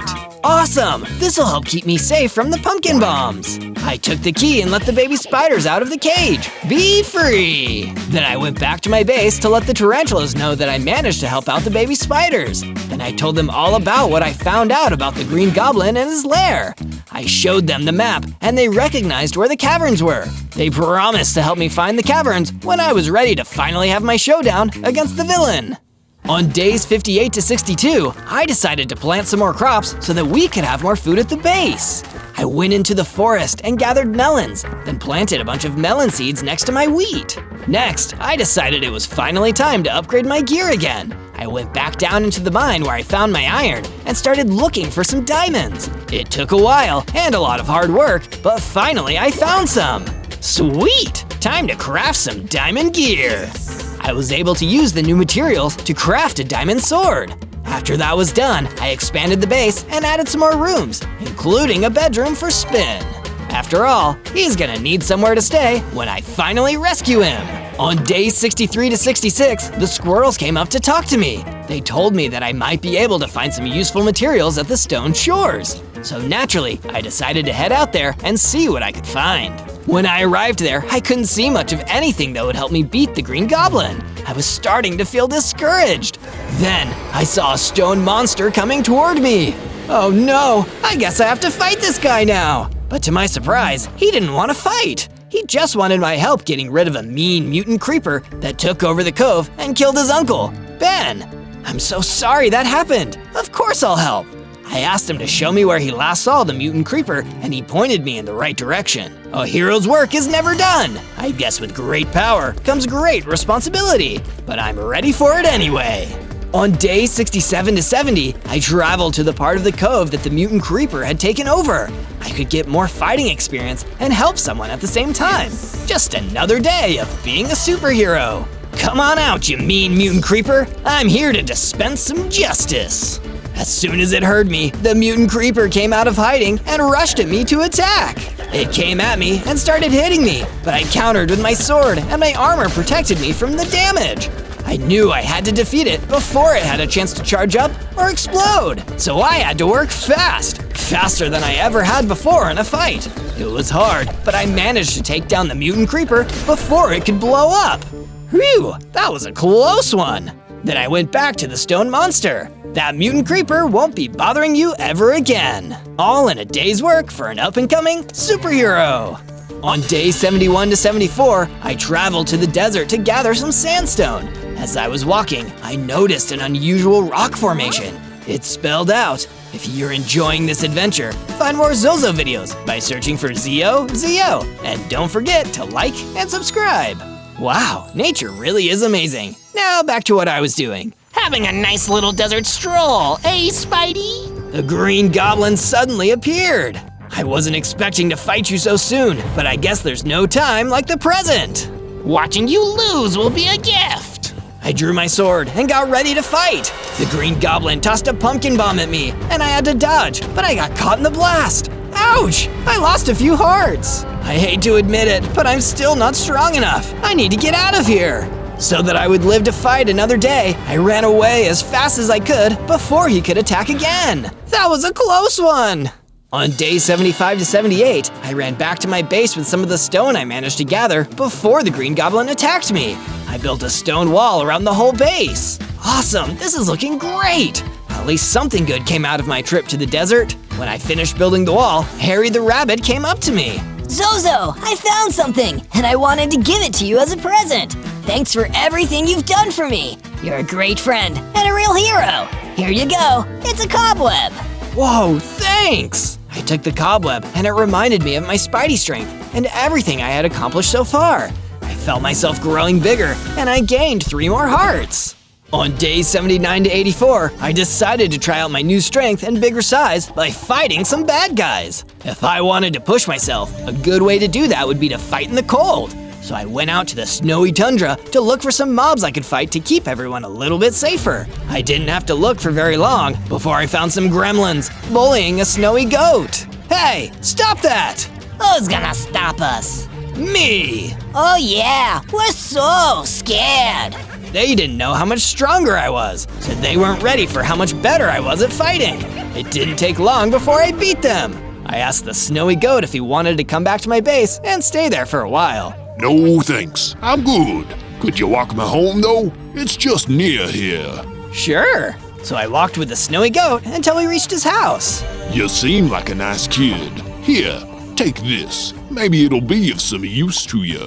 Then he gave me a vine lasso. This is great, thanks. Now I can attack the Green Goblin from a distance. Saving people is its own reward, but it's also pretty nice to get a gift every now and then. On days 85 to 89, I went back to my base. When I got there, I saw there were gremlins attacking. Let's burn this place down before Spidey gets back. Too late, I'm already here. Uh-oh. The gremlins ran away, but I chased after them. Hey, I've gotten faster. Before too long, I had almost caught up to them, but I was stopped by the Ragnarok. Please help. Those nasty gremlins stole my falconry hood. I need it for my favorite eagle. Don't worry, I'll get it back for you. Using my newly increased speed, I chased after the gremlins and caught up to them. Once I did, I beat them quickly and grabbed the falconry hood to take back to the Ragnarok. Here you go. Thank you so much. It's what I do.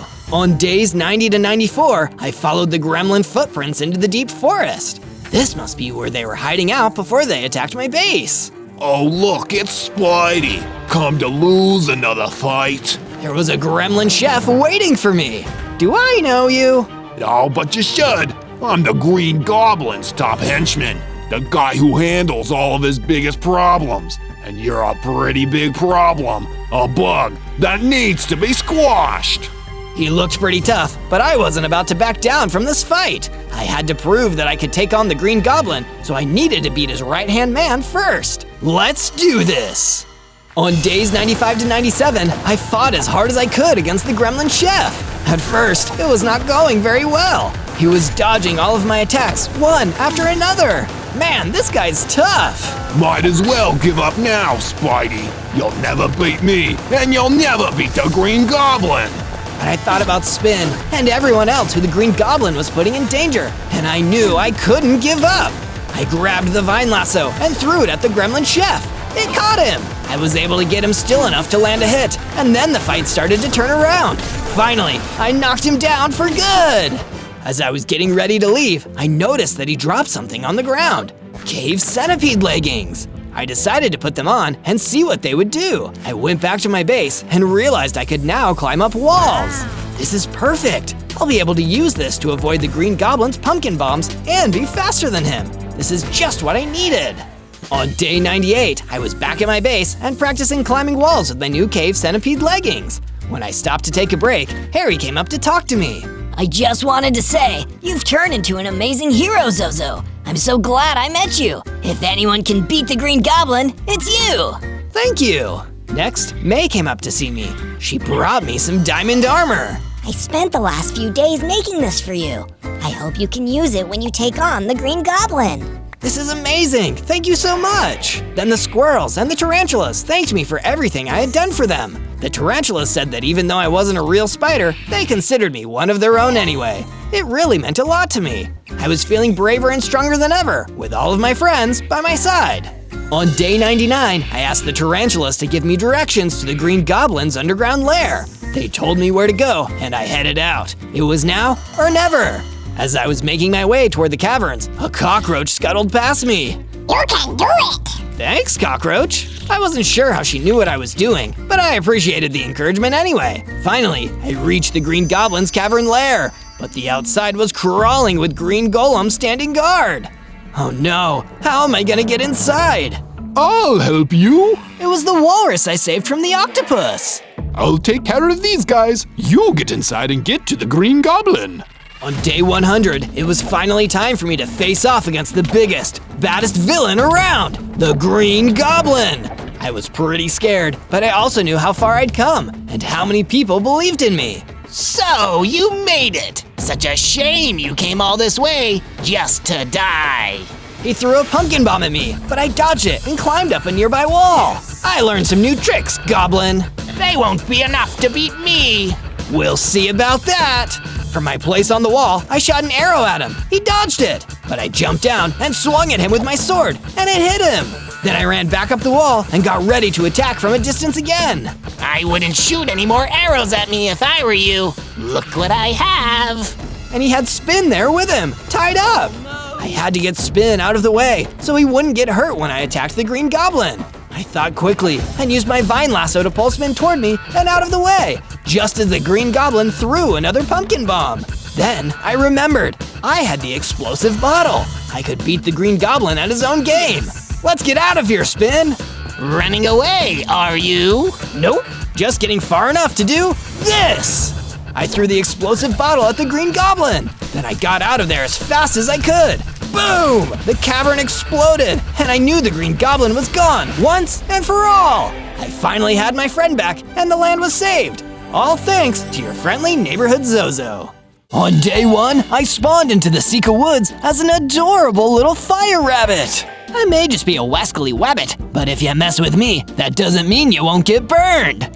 I decided to hop through the woods and explore, hoping I wouldn't accidentally set anything on fire with my burning bunny body. At least I know I'll never get cold. I wanted to stay optimistic, but it got a lot harder when a big, scary bug came crawling out of the forest behind me. It was a Myrmex soldier. Halt, by order of Her Majesty, the Myrmex Queen. What is your business here? Don't worry, sir. I was just looking around. I spawned nearby. I can just leave if you want. Not so fast. We've been told to keep a lookout for suspicious rabbits, and you're both suspicious and a rabbit. Come with me. But what if I don't want to come with you? Then I'll just have to take you by force. I didn't like the idea of being taken by force, so I turned and hopped away as quickly as I could. I may have not had any weapons, but at least I was extremely fast. I'm just a baby fire rabbit for now, with only 10 hearts. But if I can get away from these creepy crawlies, I'll be able to get bigger and stronger. But my little self-pep talk was interrupted by another Myrmex soldier popping out from behind a tree and stopping me in my tracks. Don't you know it's rabbit season, silly bunny? Us Myrmex soldiers are everywhere in the Sika Woods. You better come with me, or someone, somewhere, is going to enjoy a bowl of rabbit soup tonight. That was clearly a threat, so I decided to play along and follow him so I could save my fire rabbit skin. On day 2, the Myrmex soldier pushed me all the way to a weird, bee-like looking hive base on the edge of the woods. Not the kind of place where I'd typically like to spend my day. What is this place? This is the hive, you misbehaving little rabbit. This is where me and my fellow Myrmexes live with our wonderful queen.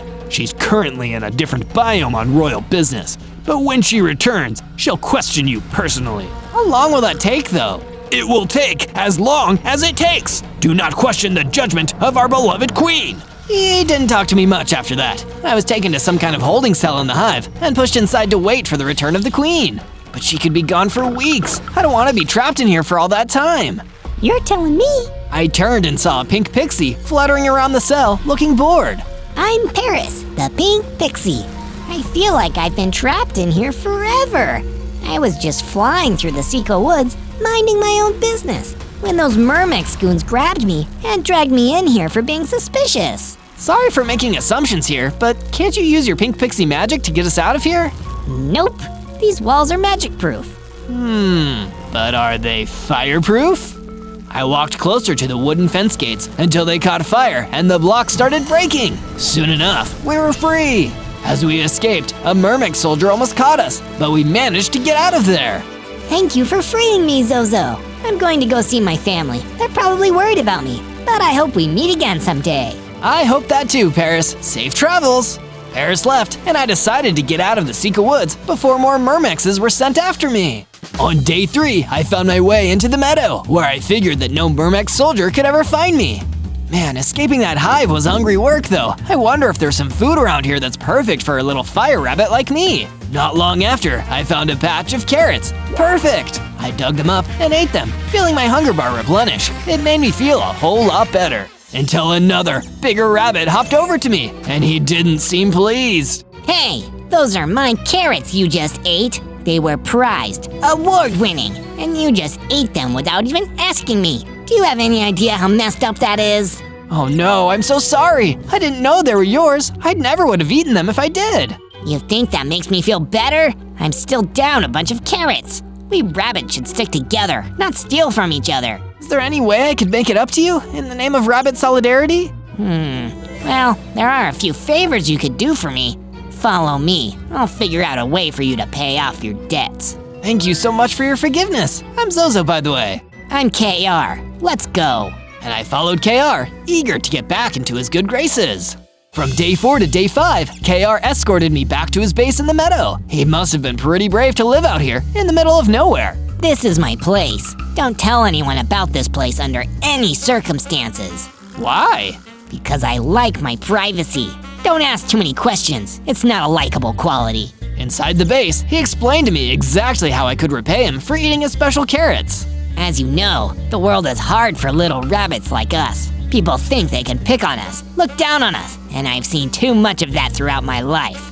I've kept a list of the kind of people who have made my life harder over the years. Rabbit haters, you know. Help me get through my list, and not only will you be happier, you'll have repaid your debt.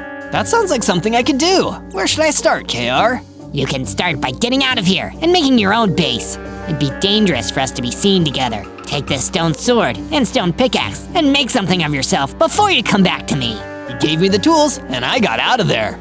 The meadow gave me the creeps, so I decided I'd set up my base in the ebony woods instead. I used the pickaxe to mine some stone. I made myself an axe and cut down some trees for wood. I found a nice clearing in the forest and built myself a basic base where I could at least sleep with a roof over my head for the night. But when I was done building, I got my first unwelcome visitor, one of the mermec soldiers who had captured me earlier. There you are! I knew you were the killer rabbit, and now I'm gonna put you down. Killer rabbit? What? That's not me. I'm not gonna listen to your lies. Time to battle, you bad bunny. He seemed strong, and as I was, I felt like I couldn't beat him. I summoned up my strength and leveled up. I got bigger, stronger. I now had 20 hearts and a new ability, the fireball attack. And with one blast of that fireball, the mermec soldier was gone. I really am living up to the Fire Rabbit name. From day 6 to day 8, I was exploring the Ebony Woods a little further. It was a strange and magical place, made even more magical by a sudden reappearance, Paris, the pink pixie. I immediately hopped over to meet her. Hey, Paris, is everything okay?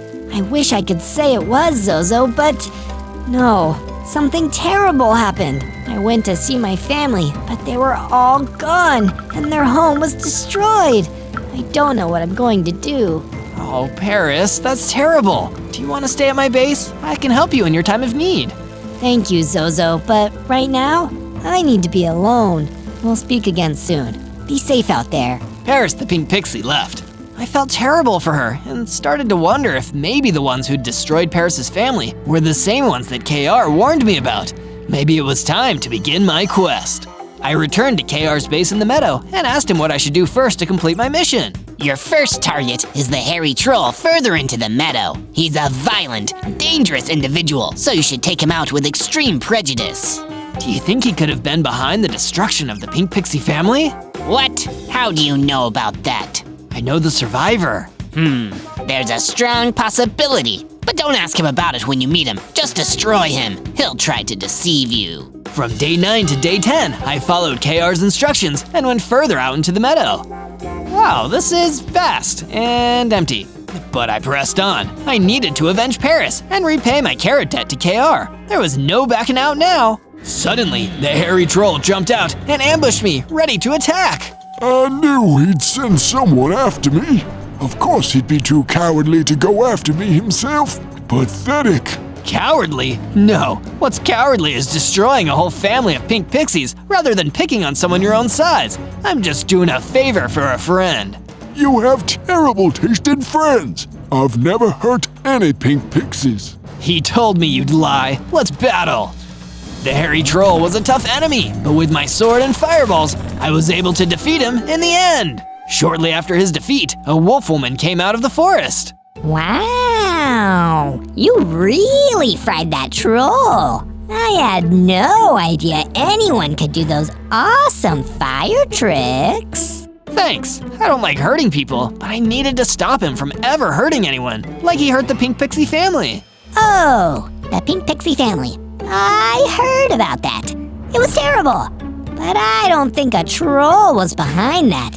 It was some kind of other creature. So the attacker is still at large? Oh no, I need to speak to KR about this. From day 11 to day 12, I returned to KR's base, telling him that I'd defeated the hairy troll, but that the one who'd attacked the Pink Pixie family was still out there somewhere. If the hairy troll wasn't behind it, then it must be the Thorn Wolf, a truly dangerous and evil creature that lives deep in the ebony woods. It wouldn't surprise me at all if the Thorn Wolf was behind the Pink Pixie family attack. Thorn Wolf? Even the name sounds scary. It's definitely a scary creature. I recommend getting better weapons and tools before you go to destroy it. Otherwise, you may find yourself at a disadvantage. Good idea, KR. I'll get right on it. I found my way to a cave in the meadow and explored until I found some iron ore veins inside. I used some of my spare stone to make a furnace, then mined the iron ore and smelted it into ingots. Now time to do some crafting. I created an iron sword and an iron pickaxe, an iron chestplate, and then left the cave, where I ran into a creeper spider. Oh no! Rather than engaging, I ran away as quickly as I could. The creeper spider exploded behind me, leaving a huge crater in the ground. From day 13 to day 15, I ventured further into the ebony woods than I ever had before, my little fire rabbit heart filled with fear. If the Thorn Wolf really was as powerful and as dangerous as KR told me, then I could be in real danger even being around here. As I was exploring, I heard a sound behind me, so I turned and saw the Thorn Wolf. He was right there, and I was totally surprised. I braced myself for an attack, but he didn't attack. Instead, he spoke with a kindly voice. Is everything okay, young rabbit? You seem nervous. Are you the Thorn Wolf? Oh, yes. It is my duty to patrol the ebony woods and protect the creatures there. So you're not a bad guy? Well, we always try our best, don't we? Stay safe out there, little rabbit. The Thorn Wolf left, and I was confused. He was nothing like KR told me. Something really wasn't right here, and I needed to speak to KR immediately. From day 16 to day 19, I returned to the meadow to find KR's base, but it was empty, and KR was nowhere to be seen. This is strange. Maybe he's just out there running some errands. I returned to my base, only to find that Paris the Pink Pixie was there waiting for me. This couldn't have been a good sign. I knew that much. What's wrong, Paris? Zozo, it's an emergency. I know who destroyed my family. Who? It was a creature they call the Killer Rabbit. It's one of the most dangerous things in the overworld. Killer Rabbit? KR. Oh no! And just like that, it all came together. KR was the Killer Rabbit, and he was behind everything. That meant I needed to get back to the Thorn Wolf as quickly as possible. He was in terrible danger. And I was right, and I didn't realize it soon enough. When I was there, Thorn Wolf was already gone, and only the Killer Rabbit remained. I wondered how long it'd take you to figure it out. Oh well, you were at least a good tool for a while, even if you're useless to me now. I don't get it. Why were you using me like that? I needed a fall rabbit, someone to take the heat for me. And who's better at taking heat than a fire rabbit? Besides, you really did eat my carrots, and I couldn't let that fly, could I? You may have used me, Killer Rabbit, but now I'm gonna take you down. I fired a fireball at him, and it seemingly had no effect. And when he hit me, it was like being hit by a train. Everything went dark, and I was gone. From day 20 to day 22, I woke up and the killer rabbit was gone. Instead, a mysterious figure was standing next to me, a large hippogriff. Do you work for or with the killer rabbit? Answer quickly. No, I only ever worked with him when he was tricking me. Now I know who he truly is. I'm 100% against him. Good, then we have a common enemy. I am Laharl the hippogriff, and I was a friend of the Thorn Wolf. We were defenders of the people, guardians of the forest. But now he's gone, and only I remain. You're not alone. I want to be better. I'm Zozo. Let me become a guardian of the forest too. We're going to defeat the killer rabbit together. Come to my base with me, and we'll start to plan. Agreed. We will defeat that monstrous creature and keep the people of the forest safe forevermore. I went into the forest with a Laharl, and we gathered enough stone and wood to construct a new house for him to stay in. Together, we'd be stronger than we'd ever been before. From day 23 to day 26, I was hopping back through the Sika Woods where I first spawned when I saw the pink glow of Paris the Pixie. Predictably, Paris the Pixie was in peril perpetuated by a pestering pursuer. Excuse me, so much alliteration. Zozo, is that you? Help! This wind serpent is trying to blow me away! The wind serpent did indeed look fierce, but even a gust of wind will only fan the flames of this fire rabbit. I hopped forward and hit the wind serpent with a fireball. The slithering mob stopped chasing Paris and started to fly towards me. We battled it out in melee, and I was able to bring it down with my sword. Somehow I knew I could count on you, Zozo. I'm just glad you still trust me. I attacked all the wrong people because of KR, and I let that menace run free all the while. That killer rabbit gives our kind a bad name. You weren't the only one fooled by his goody-good act. Don't worry, Zozo. I know that you're out here trying to do the right thing. Doing the best that I can, and I'll work with anyone else who is willing to help me take that lying killer down. Count me in. My family got hurt because of his wicked ways. He won't be getting away with that. Thanks, Paris. From day 27 to day 31, I found a flock of sheep wandering through the woods. They looked really tired, like they had been walking for several days. I hopped over to see what was going on, and soon found out what had happened. These sheep were friends of the Thorn Wolf from the Ebony Woods, and since he was gone, they'd been looking for a new protector to save them from the killer rabbit. You'll be safe at my base, sheep. Not only is it back where you used to live, but I'll be your protector now. When I got back to my base in the Ebony Woods, I helped the sheep settle in and then went to go see how Laharl was holding up. Welcome back, Zozo. I made the base cooler by adding some rad banners. Wow, awesome work, Laharl. All the buildings of the base now had awesome rabbit banners on them, which suited me just fine. Meanwhile, over at the real killer rabbit's base, not the pretend base over in the meadow, he was now in the process of maniacally planning his next wicked plot from his evil lair. Now, there may be a few people around who know that I'm the killer rabbit, but I think we can arrange some accidents for those individuals. What say you, my fine warden dragon friend? If there's anyone who is good at causing accidents, it's me. They might as well call me Daisy. First name Oopsie, full name Oopsie Daisy. You just had an accident of the you're not gonna be around anymore kind. We're really gonna need to work on your threatening lines there, Oopsie. It's difficult. My evil boss is a rabbit. Sorry, boss. You better wise up. I'm not just any rabbit. I'm a killer rabbit. From day 32 to day 35, I remembered that one of the Myrmex soldiers that I had encountered said that they had been looking for suspicious rabbits. So I made the choice to go and seek out the hive of the Myrmex queen. It might be a rabbit, but I know what suspicious one they might be looking for. If I tell them who the killer rabbit is, maybe all the other rabbits will stop being captured like I was. I made it to the hive and found that it was guarded by Myrmex soldiers. I guess I should have expected that. Halt and stay halted. I'm not halting. I'm here to see the queen. Like we'd fall for that one, rabbit. The Myrmex soldier tried to fight me, but I dodged his attacks. I didn't want to hurt anybody while I was trying to make an alliance, so I shot a fireball away from them to let them know who I was. Look, I'm not the rabbit you're looking for. I've got fire powers.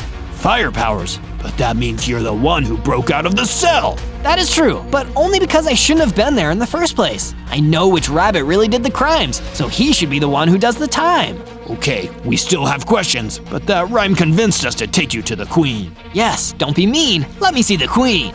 You can stop rhyming now. The Myrmex soldiers let me inside of the hive so that I could have my important meeting with the Myrmex queen.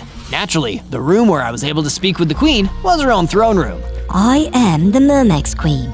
What is your request to my majesty, small rabbit? It concerns the fate of all the land, your Myrmex Queenliness. I know who the killer rabbit is. You do?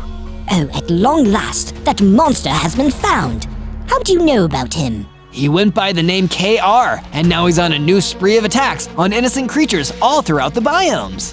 He always was like that, even in my mother's time. She was the Myrmex Queen before me, and when the creatures of the woods started being attacked, she suspected everyone but the innocent-looking rabbit.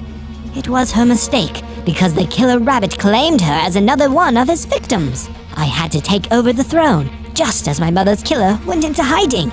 I've been hunting him down ever since. It's such a sad story. I promise to help you bring the killer rabbit to justice with all the fire in my heart. There is more, but it's far too painful to talk about. You should go home for now. I will send a soldier to visit once I've emotionally prepared myself. From day 36 to day 39, I got ready to take my armor up a notch in defense by preparing to go back into the cave for some more iron ore. The killer rabbit was a lot older and more experienced than me, so I had to be all the more prepared for our eventual showdown.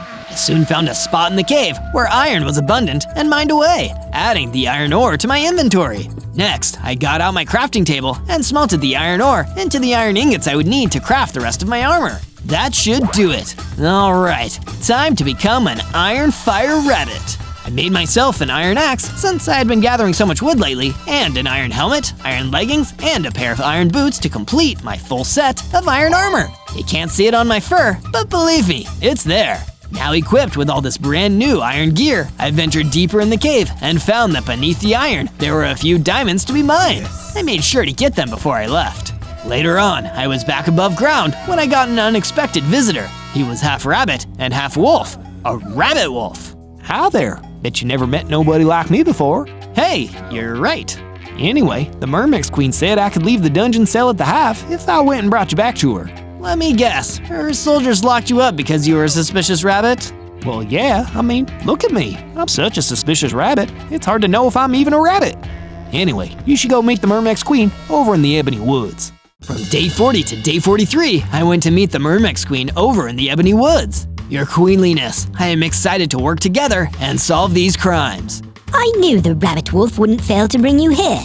If you ever see him again, make sure to thank him for me. I certainly will. So, are you ready to tell me more about the killer rabbit and his previous rampage? Yes, it's time you knew everything about what happened with him. Even though we had met in a secret location and were trying to keep our conversation quiet, Oopsie Daisy the Warden Dragon had super powerful hearing and was able to pick up on our voices from another part of the woods. Oopsie Daisy, time for an accident to happen, on purpose. He barged into the clearing and fired a sonic laser blast at me, which did many hearts of damage. Hey, what's the big idea? Nothing. I just happened to be totally unintentionally getting rid of two people who know who the killer rabbit is. By accident. Aha! Now I know who you work for. You just said it was the killer rabbit. Ah, darn it. I actually didn't mean to do that. Oh well, I'll just make you disappear. Then nobody will know. He fired another sonic blast my way, which I almost avoided. I countered with a fireball that didn't seem to do much. I looked around for the Myrmex Queen and saw that she had escaped while I had been talking to the Warden Dragon. Yeah, I should probably do the same thing. I ran off into the woods, trying to go a different direction so that the Warden Dragon wouldn't know who to follow. From day 44 to day 49, I had gotten away from the Warden Dragon and safely arrived back at my base. I never expected the Myrmex Queen to be there as well, waiting to continue our conversation from where we left off. I was happy to see that she was okay and could fend for herself, even without her soldiers. I guess the killer rabbit knows we both know about him. That's why he sent that Warden Dragon to destroy us. Perhaps he needs to rely on his henchmen now, because he isn't as strong as he used to be. You mean that he used to be stronger? He totally demolished me the last time we fought. Well, he still is the killer rabbit, but he used to carry around a secret rare battle axe that made it really easy for him to make anyone he wanted disappear forever. He was a killer rabbit with a killer battle axe? That's so scary. How did you stop him? I didn't. A mysterious mob known as a Crimson Phantom laid a curse upon the battle axe so that the killer rabbit could never use it again. I know. Maybe if we find this battle axe, we could use it against him. Didn't stop the killer rabbit from being evil, but it did weaken him. Then I'm off to the meadow.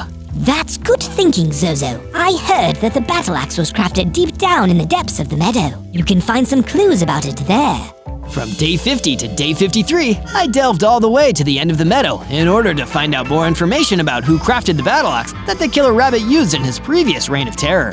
After a lot of searching, I came across an abandoned workshop that looked like it was once used for smithing weapons. This must be the place, I reckon. I found a book near the crafting table that was titled Axe Maker's Notes and opened it up to read the words inside. I have made a lot of axes out of a lot of different materials in my day, and boy do I love doing it. It's my favorite thing to do in the whole wide world. In fact, it's the only thing I do. I'm the axe maker after all.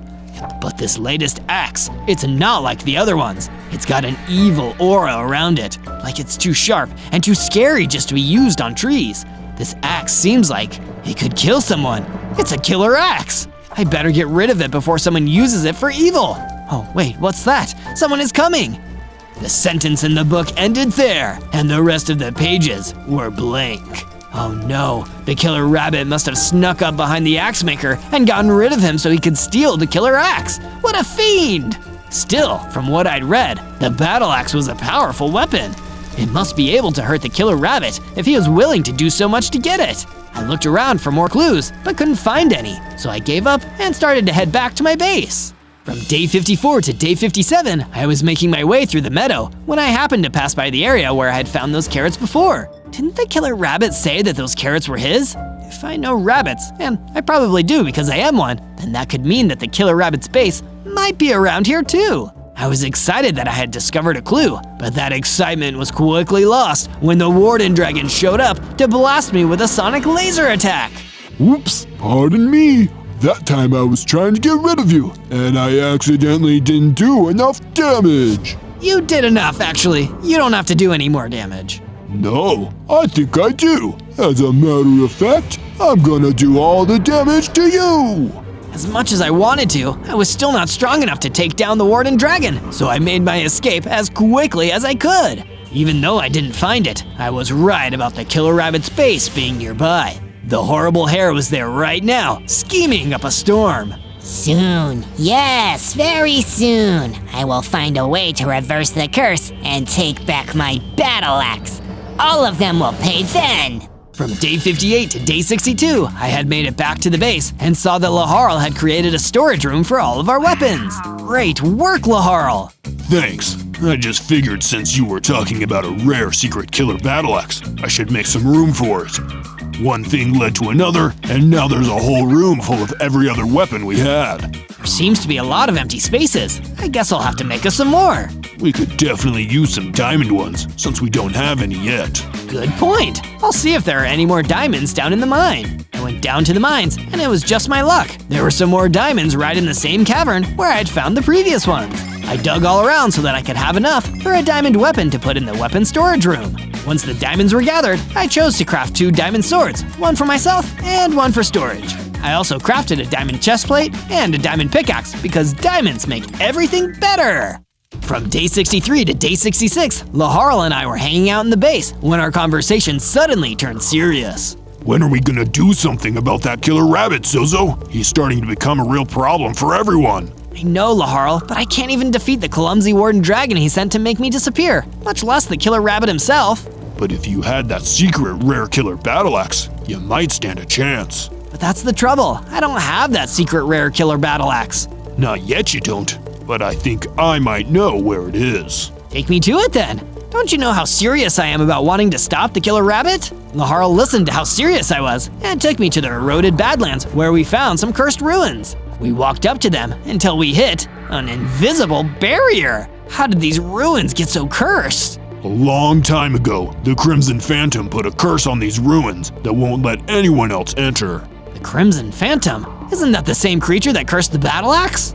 Yes, but it looks like we need to get him to lift the curse before we can check to see if the battle axe is here. From day 67 to day 70, the Mermex Queen came into the base and told me that she had also been searching for the Crimson Phantom. He's been sighted in the Ebony Woods, but my gods weren't able to capture him. He's even taken a few down. I didn't realize this Crimson Phantom was such a dangerous creature. He sure is. I could really use your help bringing the Crimson Phantom in. Then let's do it. You can count on me, your queenliness. We left my base and went through the woods to find the Crimson Phantom flying away after having just defeated one of the Myrmex soldiers. You'll never take me alive. I'm the dang old Crimson Phantom, you bunch of goofballs. Knock it off, Crimson Phantom. We need your help. Nah, who needs my help? He attacked, so I had to blast him with fire. The Crimson Phantom was definitely strong based on the way he tanked my attack. So I whacked him a few times with my diamond sword. Please, don't fight. We just want to stop the killer rabbit, and we know that you do too. You put a curse on his battle axe so he couldn't hurt people with it. So what if I did? It was probably the nicest thing I ever did for anyone. It doesn't have to be if you help us again. Please, Crimson Phantom. Ah, shucks. How can I say no to an innocent rabbit? And just like that, I convinced the Crimson Phantom to help us retrieve the secret rare killer battle axe so we could defeat the killer rabbit. From day 71 to day 74, that pesky accident-prone warden dragon showed up at my base to try to get rid of me again. Come on out and face me, Zozo. What's the worst that could happen? It will. I hadn't gotten any stronger since we fought before, but my weapons and armor were a bit more durable, so I hopped out and decided to take him on. Take this, Daisy! Fireball! I circled around the warden dragon, shooting fireballs and trying to avoid his sonic blast. I wasn't fast enough, and my armor couldn't protect me. I took many hearts of damage. I got down to just half a heart. Oh no, is this how I'm gonna go out? Apparently not, because instead of doing you in, I'm accidentally going to steal your best friend Laharl and completely not on purpose hold him hostage somewhere. You monster! Why? I don't know. I'm not sure why I do anything anymore, but I am evil. The warden dragon dragged Laharl away, and there was nothing I could do about it because I was too weak. I can't do this! I'm just a rabbit! I went to the room to mope about it and closed myself away from everyone else. I couldn't let them see me after such an embarrassing defeat. That was until the Crimson Phantom arrived. Hey there, Zozo. Don't blame yourself for what happened. You'll get Laharl back. You really think so, Crimson Phantom? Of course I do. And once you do, you won't have to worry, because I've given your base some sweet defenses. You wasn't kidding. The Crimson Phantom had made a wall around the base, which had a curse on it so it wouldn't allow any of my enemies to pass through. From day 75 to day 78, I learned more about the perimeter wall, like how it would only let people that I trusted into the base. The Myrmex Queen was definitely someone I knew I could trust. The perimeter wall let her right through. Greetings, your queenliness. Zozo, there is one more thing I didn't tell you about the killer rabbit, but I'm going to tell you what that is now. What is it, Myrmex Queen? Your friend, Laharl, he kept this secret from you because he wanted to protect you. The truth is that the curses of the Crimson Phantom can be reversed by the feathers of a live hippogriff. You mean that now the killer rabbit can… reverse the curse and reclaim his ultimate weapon, yes! You must go and rescue Laharl before the killer rabbit extracts his feathers. I will! I think I know now where in the meadow his base is. The Myrmex Queen gave me some javelins to serve as a ranged weapon and wished me luck as I departed. From day 79 to day 84, I searched for the killer rabbit's base in the meadow. I knew that it had to be somewhere around where I had found that fateful carrot patch. Sure enough, Oopsie Daisy the warden dragon was wandering around in plain view of that area. He had taken Laharl captive earlier, and now he was going to tell me where he was. Hey you, give me back my friend. Oops, you aren't supposed to find me. Well now I have, and I'm gonna scorch you. I rained fireballs and javelins down on him from a distance, but it still wasn't enough, and his sonic blast still hurt quite a bit. What was I worried about? It's not like you could defeat me even if I accidentally let you. I was beginning to think I was done for, and then Laharl swooped down from above and attacked the warden dragon while his sonic blasts were focused on me. Oh no, I should have seen that coming, but I accidentally did not. Laharl's attacks did enough damage to bring the warden dragon down and defeat him for good. After the warden dragon was defeated, I approached Laharl. Laharl, you're free. I sure am, Zozo. That warden dragon accidentally let me go before we even got to the lair of the killer rabbit. I've just been down here in the meadow, trying not to get caught again. At any rate, I'm glad you managed to get away. I was worried about you.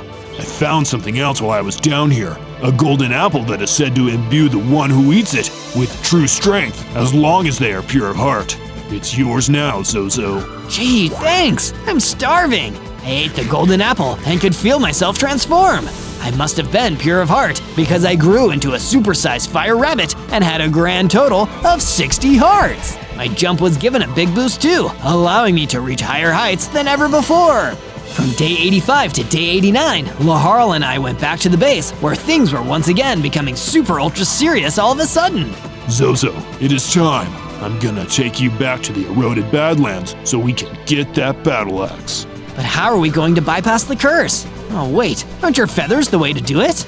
Yes, my feathers can make a magic key that will let you get through. I held off on telling you until I was sure that you were pure of heart. But now that I know you are, and that you won't become another killer rabbit once you get the battle axe, I can give you the key. Laharl gave me a bunch of his hippogriff feathers, and I crafted them into a key. Use the key at the ruin. It'll be like I am with you. I did as my good friend Laharl said, and traveled back to the cursed ruins in the eroded Badlands. With the magic key, I was able to bypass the curse and enter the ruins.